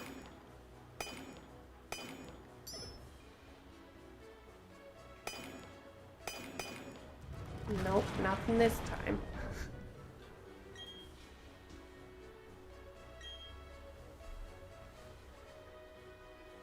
Gorgeous stone box. A shiny Altaria, very nice. Luke Bevins was perfect as his Gaston. The moment he did that mirror scene, I was like, yeah, that's Gaston. Oh yeah, he was very good. Gaston was amazing. He just had that cockiness, that side to him that was just so, I'm the best. I'm just so good. You know, he was, yeah, perfect choice. Because Gaston has to be done in a particular way, I think. My one big complaint, apart from that line that was missing in the live action, was that the horse Philippe, I think it was Gaston's horse, looked more like Philippe than Philippe actually did. And it was one of those things where I loved Philippe. Beautiful sort of Clydesdale-y looking horse. Love those horses. Such beautiful, gentle giants. And, you know, Philippe's whole point was that he pulled the wagon for them when the father went to market and stuff. So he was really needed to be that strong kind of horse, but that's okay. They can get away with it. It's just that they had a perfect Philippe looking horse and they gave it to Gaston. Come on, Everstone, where are you?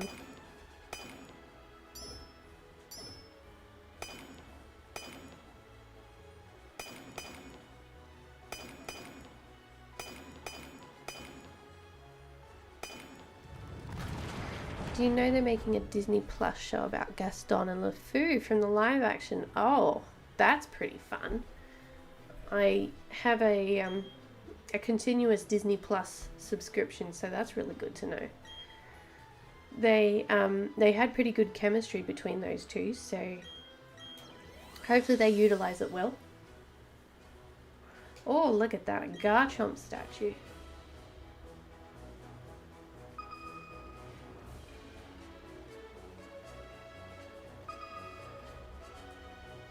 Yeah, sometimes with those particular things, if they do it right, the villains can be very enjoyable to watch, I gotta say.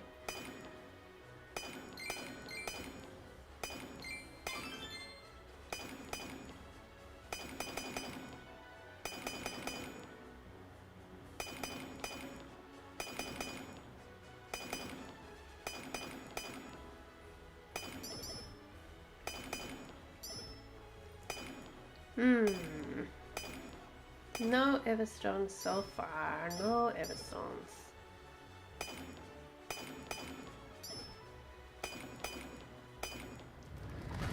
In the live action, they made Philippe a white horse. Yeah, and I just feel like there's so many white horses as kind of main character horses. It's sort of, you know, I know the white horse thing is a bit done, I guess is what I'm saying. I guess I just love Philippe so much in the original that anything less than that was, yeah, not going to be. And listen, they can't please everyone. I'm sure there were lots of little girls that watched that and they were like, oh my gosh, Philippe was amazing, you know, that's going to be their Philippe. And then when I'm guessing Disney will remake the remakes in, in 30 years. And knowing Disney, and for them, Philippe might be like a green horse. And then it'll be like, well, Philippe wasn't white, he was green. Maybe they'll make it a black horse like Black Beauty.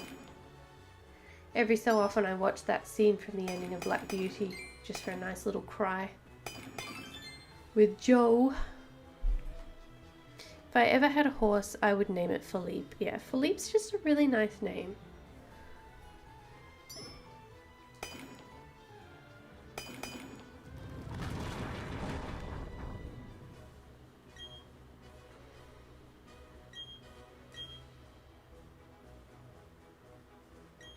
I think I read somewhere recently that Beauty and the Beast was actually based on a real story. There was this guy that was born with a condition where he, because rarely people are born with a condition where they grow hair on their faces and arms, and it grows really long. And there was sort of like a royal family, and one of the girls was married off to this man, and I don't know if they actually fell in love or not, but it was that idea that you had someone considered beautiful, and they had to marry this person that they actually called a beast, even though they're just another human being, you know.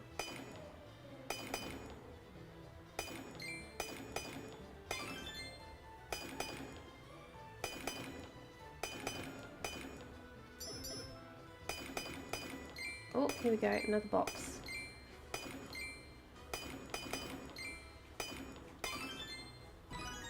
Everything was dug up. Hurrah!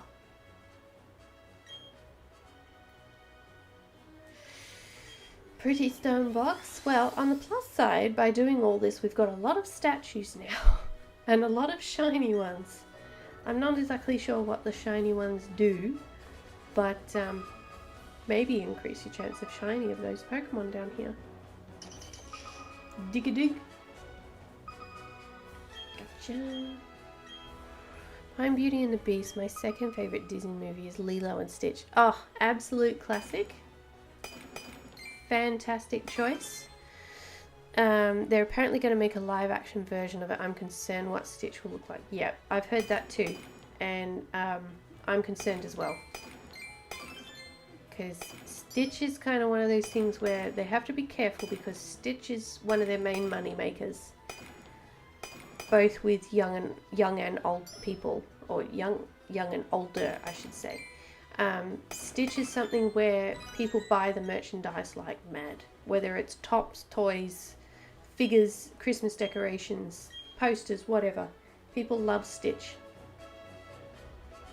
And I actually remember going and seeing that in the movies as a kid. And yeah, Stitch is just one of those things where he's cute and cuddly enough. But he also has that kind of awkward side to make him quite relatable to people. And yeah, because just recently when I was going through Target, they've got a bunch of new Stitch merchandise out for Christmas.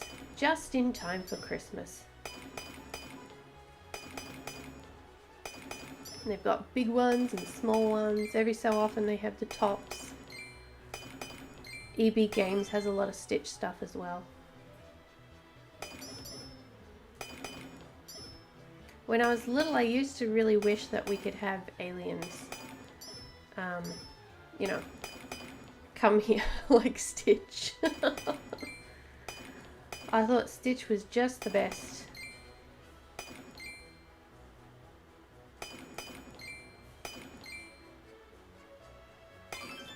Oh, just got that in there before it collapsed.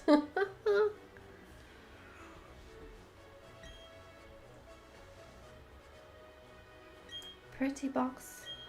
Let's go. A Sudowoodo. Sudowoodo, what an odd Pokemon.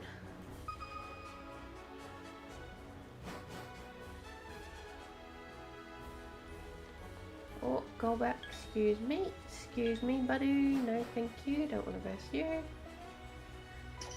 Oh, there we go. Another one, a Dig-a-Dig. I wonder if I need to go to like another one. Not getting much stuff. Remember all the Stitch commercials where Stitch would just be in random movies like Stitch Takes Jasmine from Aladdin? I do remember those. I remember them very well.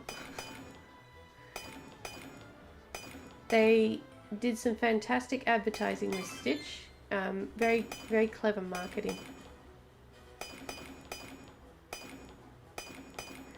I think he's one of those things where he reminds you what it was like to have your first pet, you know? How excited you were, how it was like you got to name it. And Lilo is very relatable as well. Like, she's great. I do like Lilo. I remember they had like a whole series as well. We never got that over here. It was one, we used to have a show on Saturdays called Saturday Disney. And every Saturday morning they would have Disney cartoons. Not the movies, but the cartoon series. And it was all Disney. And we got like a bit of the Hercules series. We got things like Recess. What else did we get? Doug. Doug was one of those weird ones where it was like in between companies. And we got the Disney version of that. Then they sort of went away from the cartoons. When Hercules came out, we got a bit of the Hercules cartoon. Trying to think what else we had. I think there was one called Ginger or something. Or maybe that was Nickelodeon. I'm not too sure. Because the competing channels had different things. So we had the Disney on Channel 7. And then I think Channel 10 was things like Nickelodeon a lot.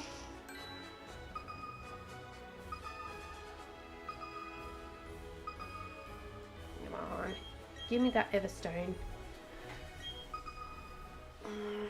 But yeah, there was a Lilo and Stitch cartoon, and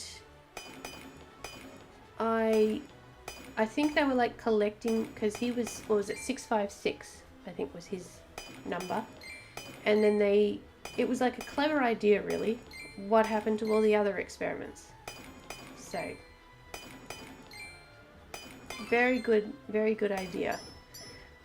They didn't have the budget of the movies, so yeah, I don't know if it was any good or not, but yeah, it was just that the idea was clever, that's all.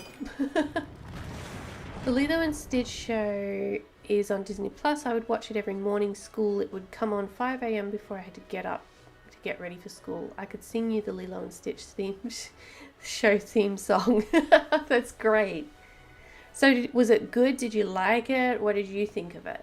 And when you watch it now, do you still think it's good? That's another question. Because sometimes I watch series that I used to love and I'm like, oh, okay, it's not as good as I remember. But we just love things because it was like our favorite franchise.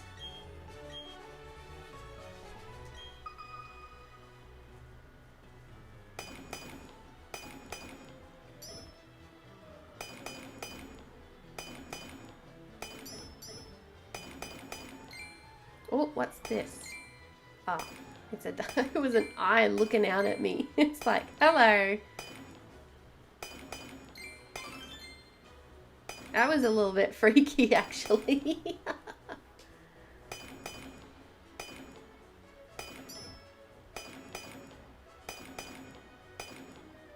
Come on, there's something else here, hidden somewhere. Where are you? Oh, there you are. Got everything good. It was such a good show when Disney Plus first came out. It was the first thing I rewatched on Disney Plus.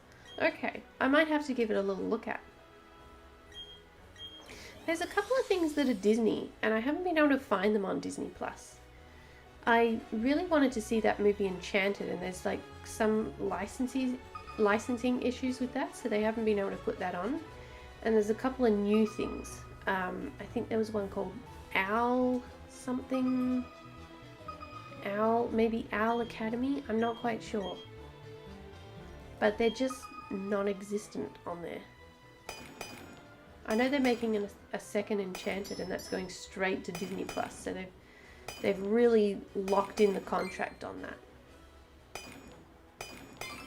I remember they had like a Hercules series back in the day. I cannot remember a single thing about it. I think he went to school or something. I'm not quite sure. And I think there was, what was the llama one? Emperor's New Groove. I'm pretty sure there was a series with that too. Enchanted recently just got added Disney Plus with Shang-Chi and Jungle Cruise. Okay, there you go. I'll have a little look later on then. Because that's one where it's like it's been on TV and I've never been able to see it kind of in full because they play the ads and then the movie goes right into the night. Sometimes the channels we've got here are pretty bad with ads and they go overtime and you just think, couldn't you just put a little bit less ads in?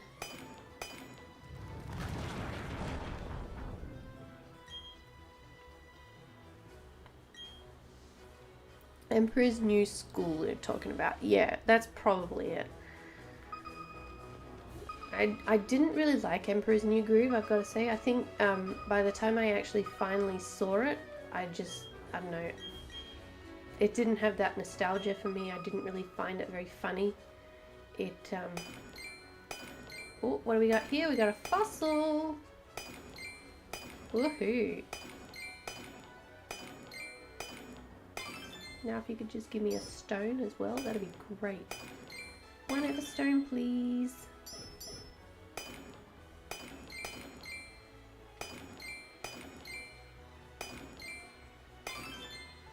I got one more thing to find.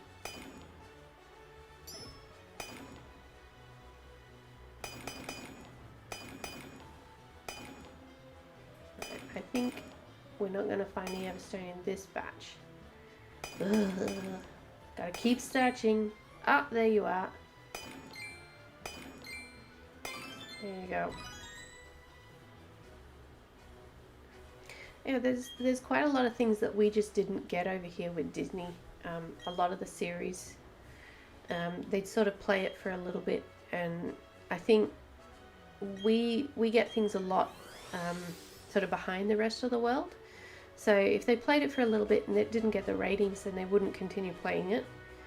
And then Disney really started to take the shift to live action stuff instead of the traditional hand-drawn. With everything across the board. Movies, series, the whole thing.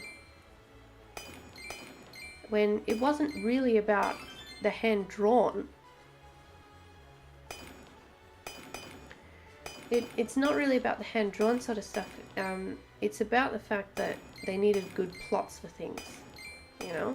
Like, for instance, take Chicken Little. In my opinion, a very terrible movie, but that was CGI. And it just, you know, they went all over the place with the plot. They didn't really know what they were doing.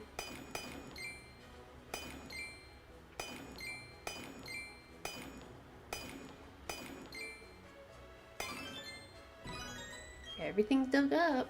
Kronk is the best part of Emperor's New Groove. Agreed. The poison for Kuzco. The poison especially designed to kill Kuzco. Yeah, he's the best part. That guy, the voice actor, I don't know his name, but he's great. He was fantastic.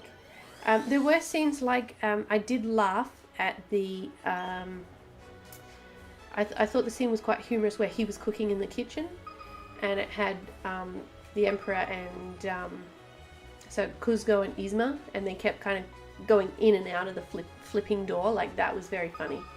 That sort of humor, that's very good. I like that. Diggy dig.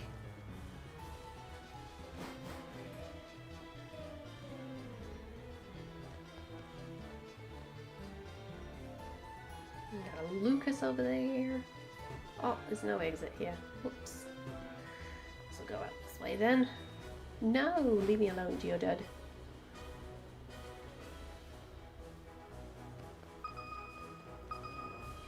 Ah, there you are. Gotcha.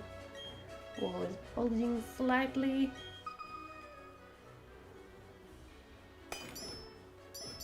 And I gotta say, I did like Yzma. She was like a good baddie. They just didn't really utilize her very well. I don't know. Just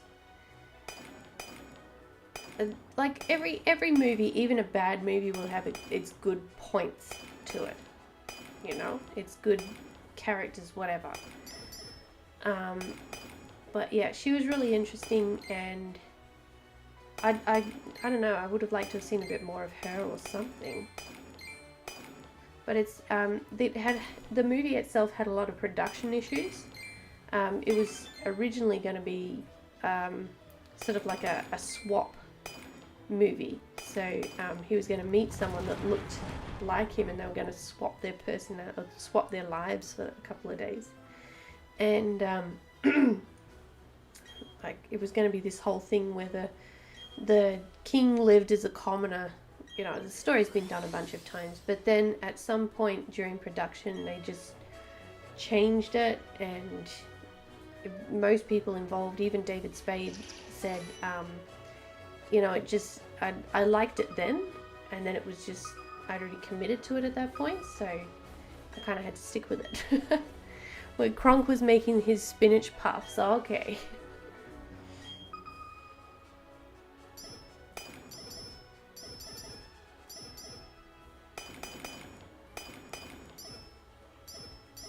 Did they ever have like a series with just Kronk or something? I feel like they did. Oh, you know, I'm sad to say I only know that one Spice Girl song because of Chicken Little, because that one scene, oh god.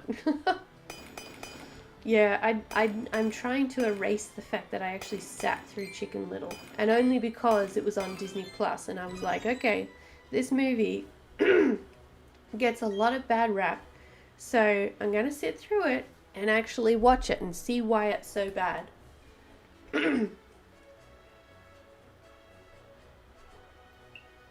It was, they could have made something out of it if they hadn't done the whole, I don't know, the baseball stuff. It just, I don't even know what they were going for. And some of the CGI characters were just ugly. Ugly. Like the duck. I understand the duck was supposed to be ugly, but because she was the ugly duck, but ugh. Kronk had his own movie, Kronk's New Groove. Yeah, I seem to remember a little bit about that. Haven't seen it, but like I think I saw advertising for it or something. Gee whiz, look at the size of this one again. Oh, there's one. It's a heart scale.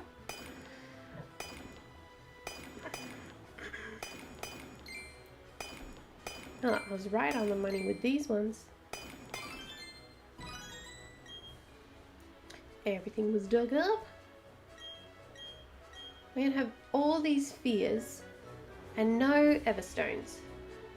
You would think that they would have a big supply of them, but nope. 3 confirmed. Oh, there's one. That was easy.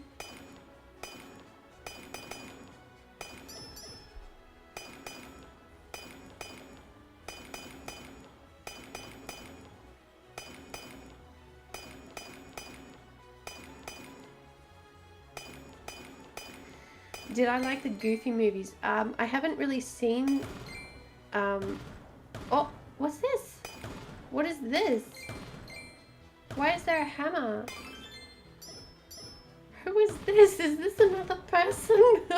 Oh god, what's happening? I don't know what's going on. I think someone else helped me there. I'm not quite sure. Anyway, yeah, the Goofy movies. I saw the one where Goofy and his son went on that big road trip, I think it was. And they went to that concert and that. I enjoyed it, but I felt like the ending was a little bit rushed. I wanted to see more of the ending. Good movie, but it just... I suppose that's a good thing, you know? If you want to see some more of something, it doesn't mean that it was bad. It just means that you wanted it fleshed out a bit more. Munchlax? Give me a Munchlax.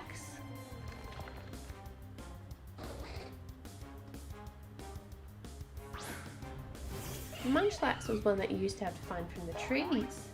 I never had a Munchlax back in the day. Let's see. We'll do a power-up punch. There is another Munchlax, so don't take it out. Good. Sit, knew you could do it. Munchy munch. I think May had a Munchlax back in the anime. Or was that Dawn? No, it was May. Was it? I can't remember. Sometimes it was they had this big thing where like they'd have someone have a Pokemon for a generation before it was formally released, like with Togepi and Misty. So I can't remember if it was May or Dawn who had a Munchlax.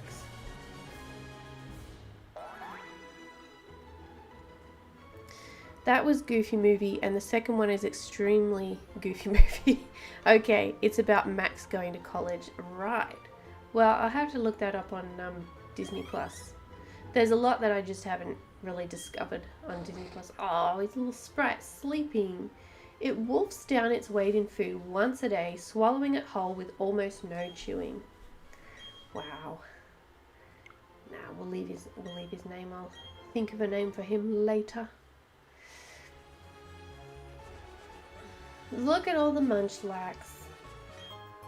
Rare candy. Go, go, go. Run, run, run. Can't catch me. I'm the gingerbread man.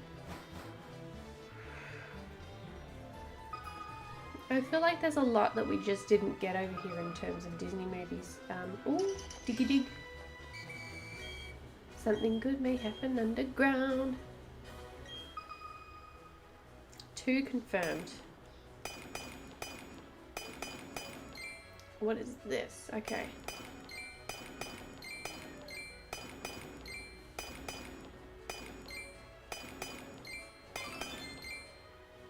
Okay, I think that's a shiny. I think by the look of it, that has like a shiny sort of look around it, around here, these little spots. That probably wasn't the best demonstration of that, but you know. The others, I think they're kind of normal and they don't have that. It's like an opal kind of effect. May had the Munchlax because you can remember Dawn and her sassy Piplup. Okay, so it was May, yeah. I remember when I was a kid, it was always like the biggest thing, a gorgeous Stonebucks. Yeah, this must be a shiny. Come on, this is going to be a shiny. Yeah, it's a shiny. It was always like the biggest thing when they had one of the characters, usually one of Ash's sidekicks, with a Pokemon that was there, which wasn't even in that generation. It was like, this is amazing. And Munchlax was, I remember Munchlax from the movies, and Munchlax always was there on the side at the buffet table, munching down. Munch, munch, munch. I love a good Munchlax. I think I'd be really stressed if Pokemon were real, because I'd be worried that I wouldn't be able to feed them enough, you know. Even though I'm very good at feeding my own dogs, it's like, God, I'd worry a lot. What is this? This is a shard. I don't really need that. Another gorgeous one. This will be another shiny, I'm sure. Alright, Rotom. Got to see if I can do the Rotom tonight, because I completely forgot about it. I just ended up doing Drifloon and then going to bed. Something pinged in the wall. Oh, there's another gorgeous one. It's a dragon. Is it gorgeous? Yeah. Excellent. I hope I've got that right and I'm not just saying this. Come on, give me an Everstone.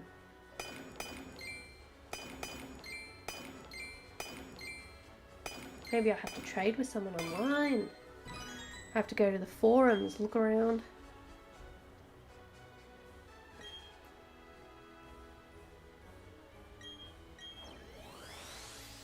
Gorgeous box again. An Altaria. Can't remember if I've got a shiny of that before. I'll have to look online and see what these statues actually do.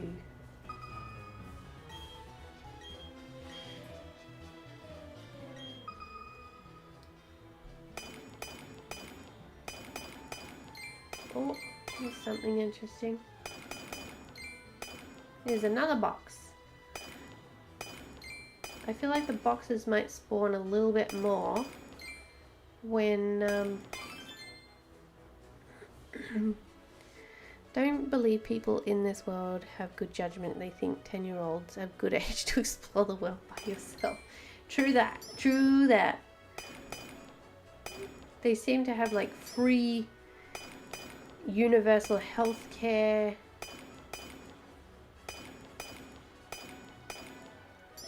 I sort of wonder, like, you know, like, what if there must be bad people in this world, surely. People that have been in prison, whatever. I mean, you know, Team Rocket and that, they would end up in prison. And I think there was that Annie and Oakley in Pokemon Heroes movie. They ended up in prison. So there is a prison. Oh, Vespiquen. Very nice. Does that mean I can get a shiny of that, or what does that mean?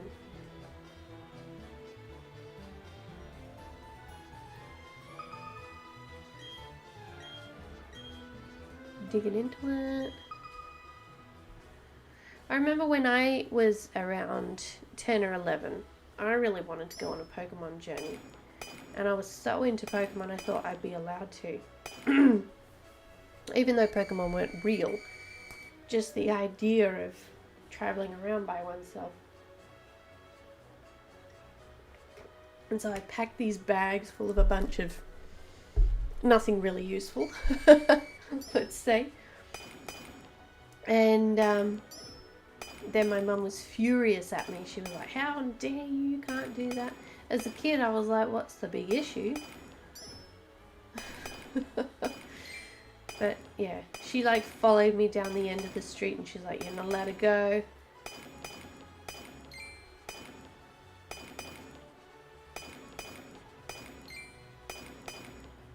I guess people who were against Pokemon at the time would like use that as proof and say, see, it's a bad example on these young children, these young impressionable minds.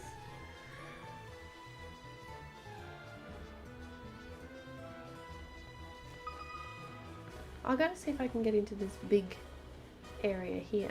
What does this do? Something good may happen. Excuse me, sir. What's in this? Why is this room so big? What's this tree? X-Scissor. Okay. Little Elysium was like, I'm 10, Mum. Time for me to explore the world. Exactly. Exactly right. I was ready. I was ready to get out there, start my journey, get a job, work 9 to 5. I don't even know where I would have gone. I just like the idea of traveling.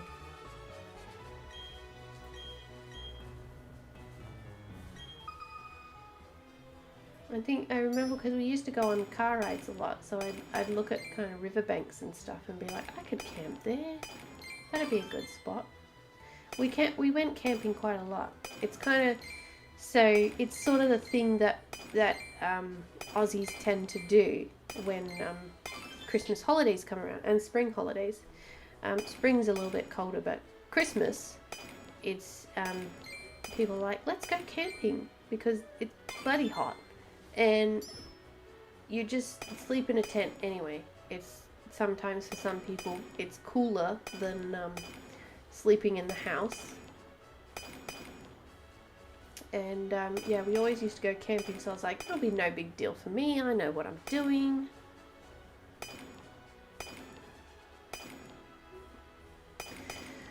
Oh, come on, Everstone. I know you're out there somewhere.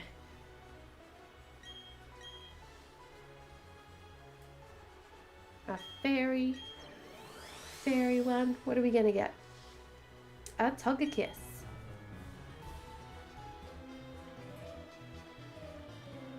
What do you do? Do you trade? Hello, I'm Letitia. I have a few different types of stone boxes. The prettier the box, the rarer the statue you'll find inside. Okay.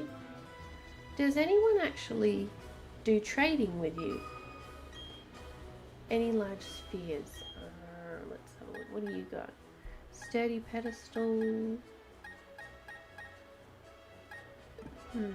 Nope. Also, notice in the world of Pokemon, no one locks their doors. You can just walk into any house. Yeah, I have noticed that. Can you imagine how that would actually be? You're just there chilling out reading a book and someone walks in and starts sifting through your bin. Looks at your pets and says hello. Like, can you please get out? I'm just having a bit of time to myself.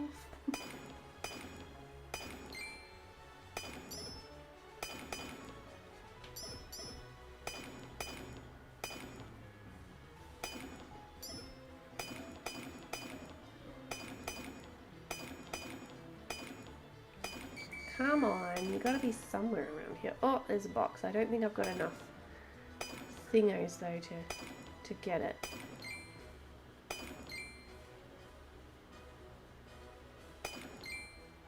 No, not quite.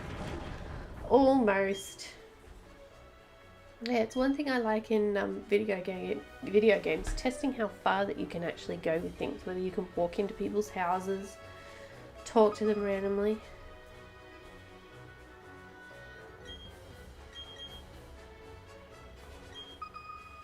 And then you get a video game where you can't do that and you're like, oh, that's a bit unfair.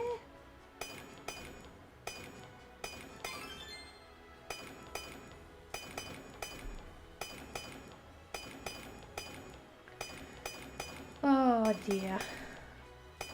Maybe I'll just have to deal with Drifloon wanting to evolve all the time.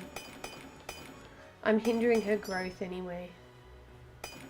Not letting her spread her wings. I can make these into Pokemon now. Oh, just missed it.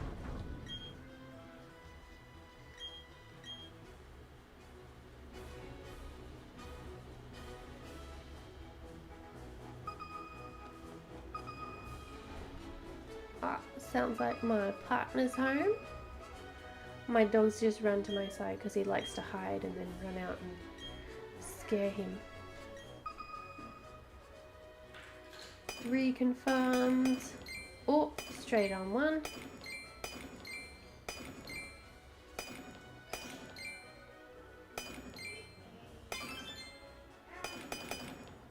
There's one.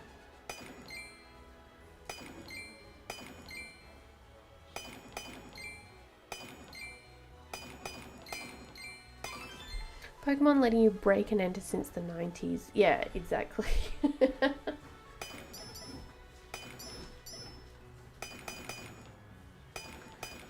No Everstones. No. No. Oh, there it is. Hello, darling. How was the car, people? All good. You streaming? Yeah. Enjoy. Thanks, darling. Okay. Yeah, it's like almost like Grand Theft Auto in a way, letting you break and enter. Except they're happy to let you have their possessions from their bin.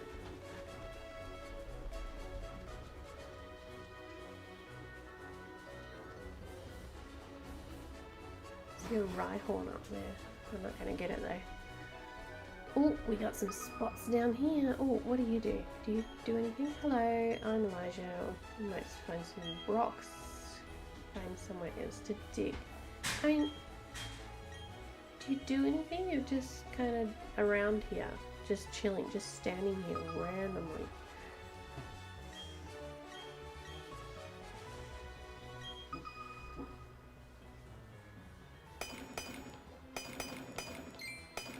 Okay, we got one gem. I'm gonna have so many spheres, it's ridiculous. Another one of these Weatherstones. I found more Weatherstones than I have Everstones.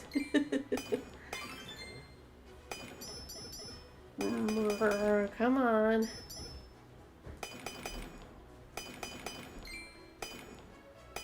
I feel like I'm going to try and get to the cinemas tonight now. Because all this talk of movies and cinemas and that has made me absolutely miss it. I'm sure I can fit that in. And maybe I can sneak some KFC.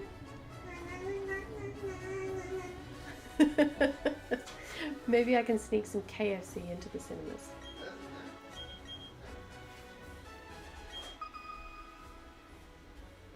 Hmm? I'm digging for stuff, darling. Digging for stuff? Yeah. Find something. I'm trying to find an Everstone.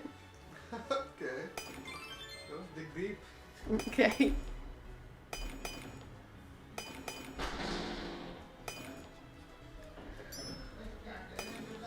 Come on, you gotta be out here somewhere.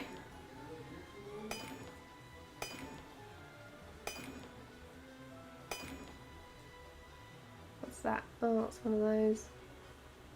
Oh, the sound's gone. There we go.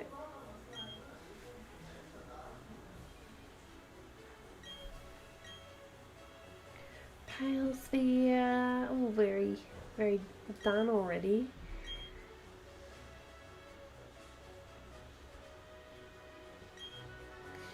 Go to the cinema. What's playing for us? Well, the newest release, I hope that it's released now, would be the Venom, which is what we were wanting to see the other night, but it wasn't open then. What else did they have? They had something else, but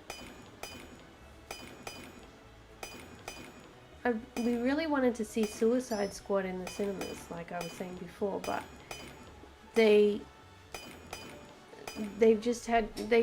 haven't had as much time to show people because we were in lockdown for most of it, so it was really sad. We were set for gold class and everything.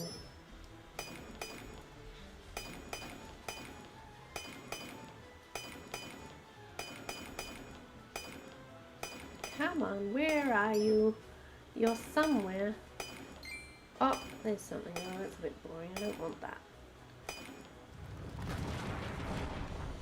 But yeah, probably the Venom movie, and there was also James Bond. What's up here? Is this a person?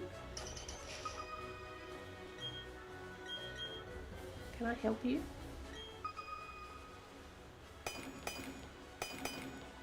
No. Oh, what's this?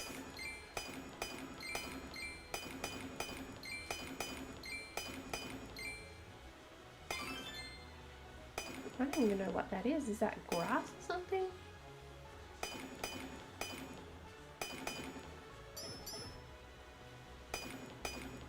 Oh, there you are.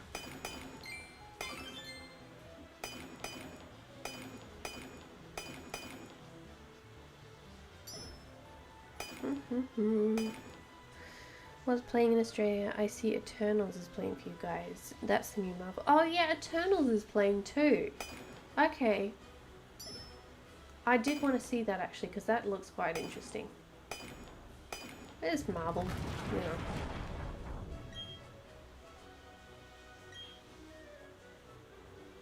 I don't know, do you guys get movies like, have you guys had these movies for a long time now? I don't know how far kind of behind Australia is from the rest of the world. Because I know way back in the day we used to get things like a couple of, almost years behind the rest of the world. And because I remember one of my friends went overseas and they were like, oh, they had all these movies out. And I was like, how can that be out? That's not out yet.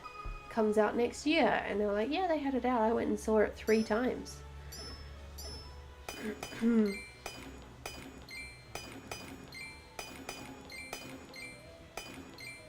It's a little bit better these days, but, you know.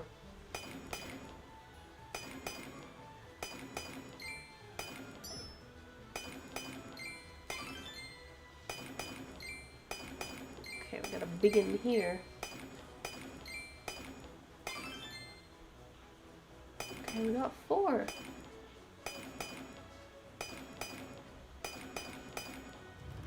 Yeah, nuts.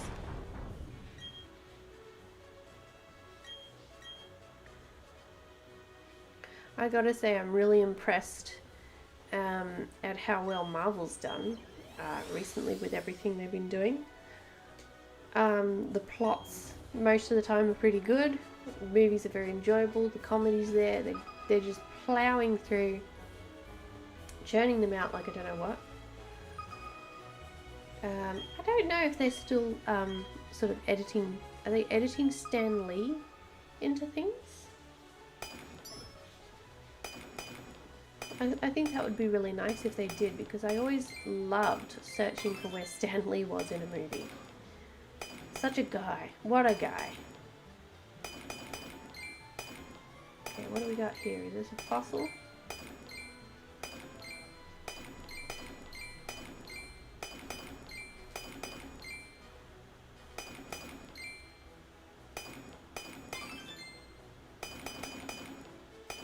Oh, there's a box here. I don't think I'm going to be able to get that though.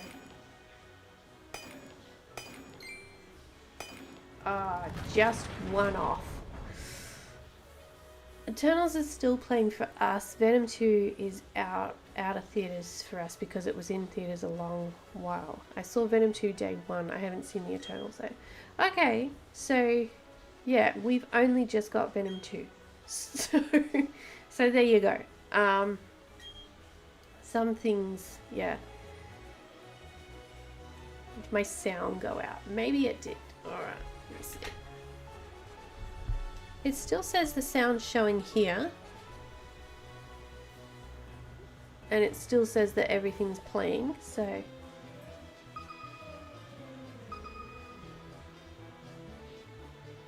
Let me know if it continues and I can unplug stuff and replug it in again. Oh, bee barrel.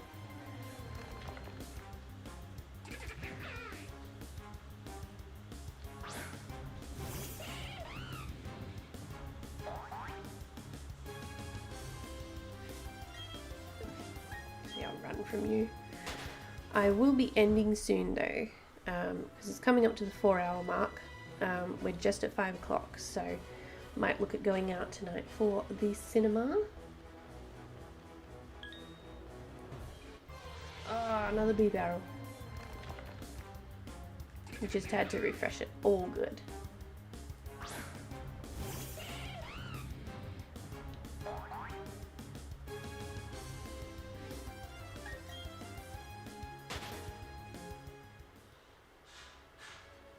Alrighty, I'm going to try a couple more of these patches and then I think I'm going to call it a night for this particular stream.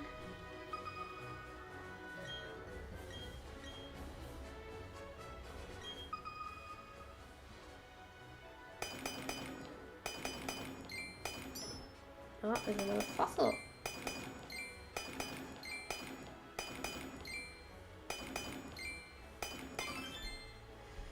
Go see Eternals or Venom 2. If you see Eternals, you would be seeing a movie I haven't seen. Yeah, I'll see if I can do that.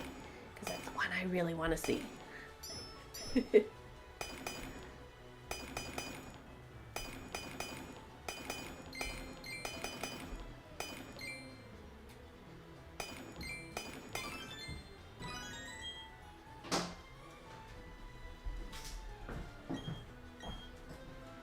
Sometimes I wonder if I'd like these activities, if these had to be really done in real life. Hello, no, can't talk to you, little diggity. It's 1:11 for you. Oh wow. That's a good time to be up. I do like being up in the middle of the night.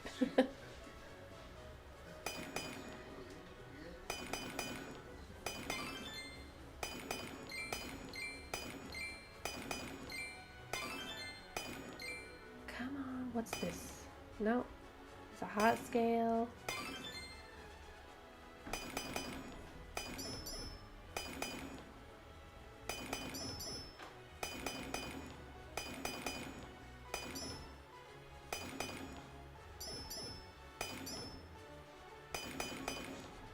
Come on, nope, nothing.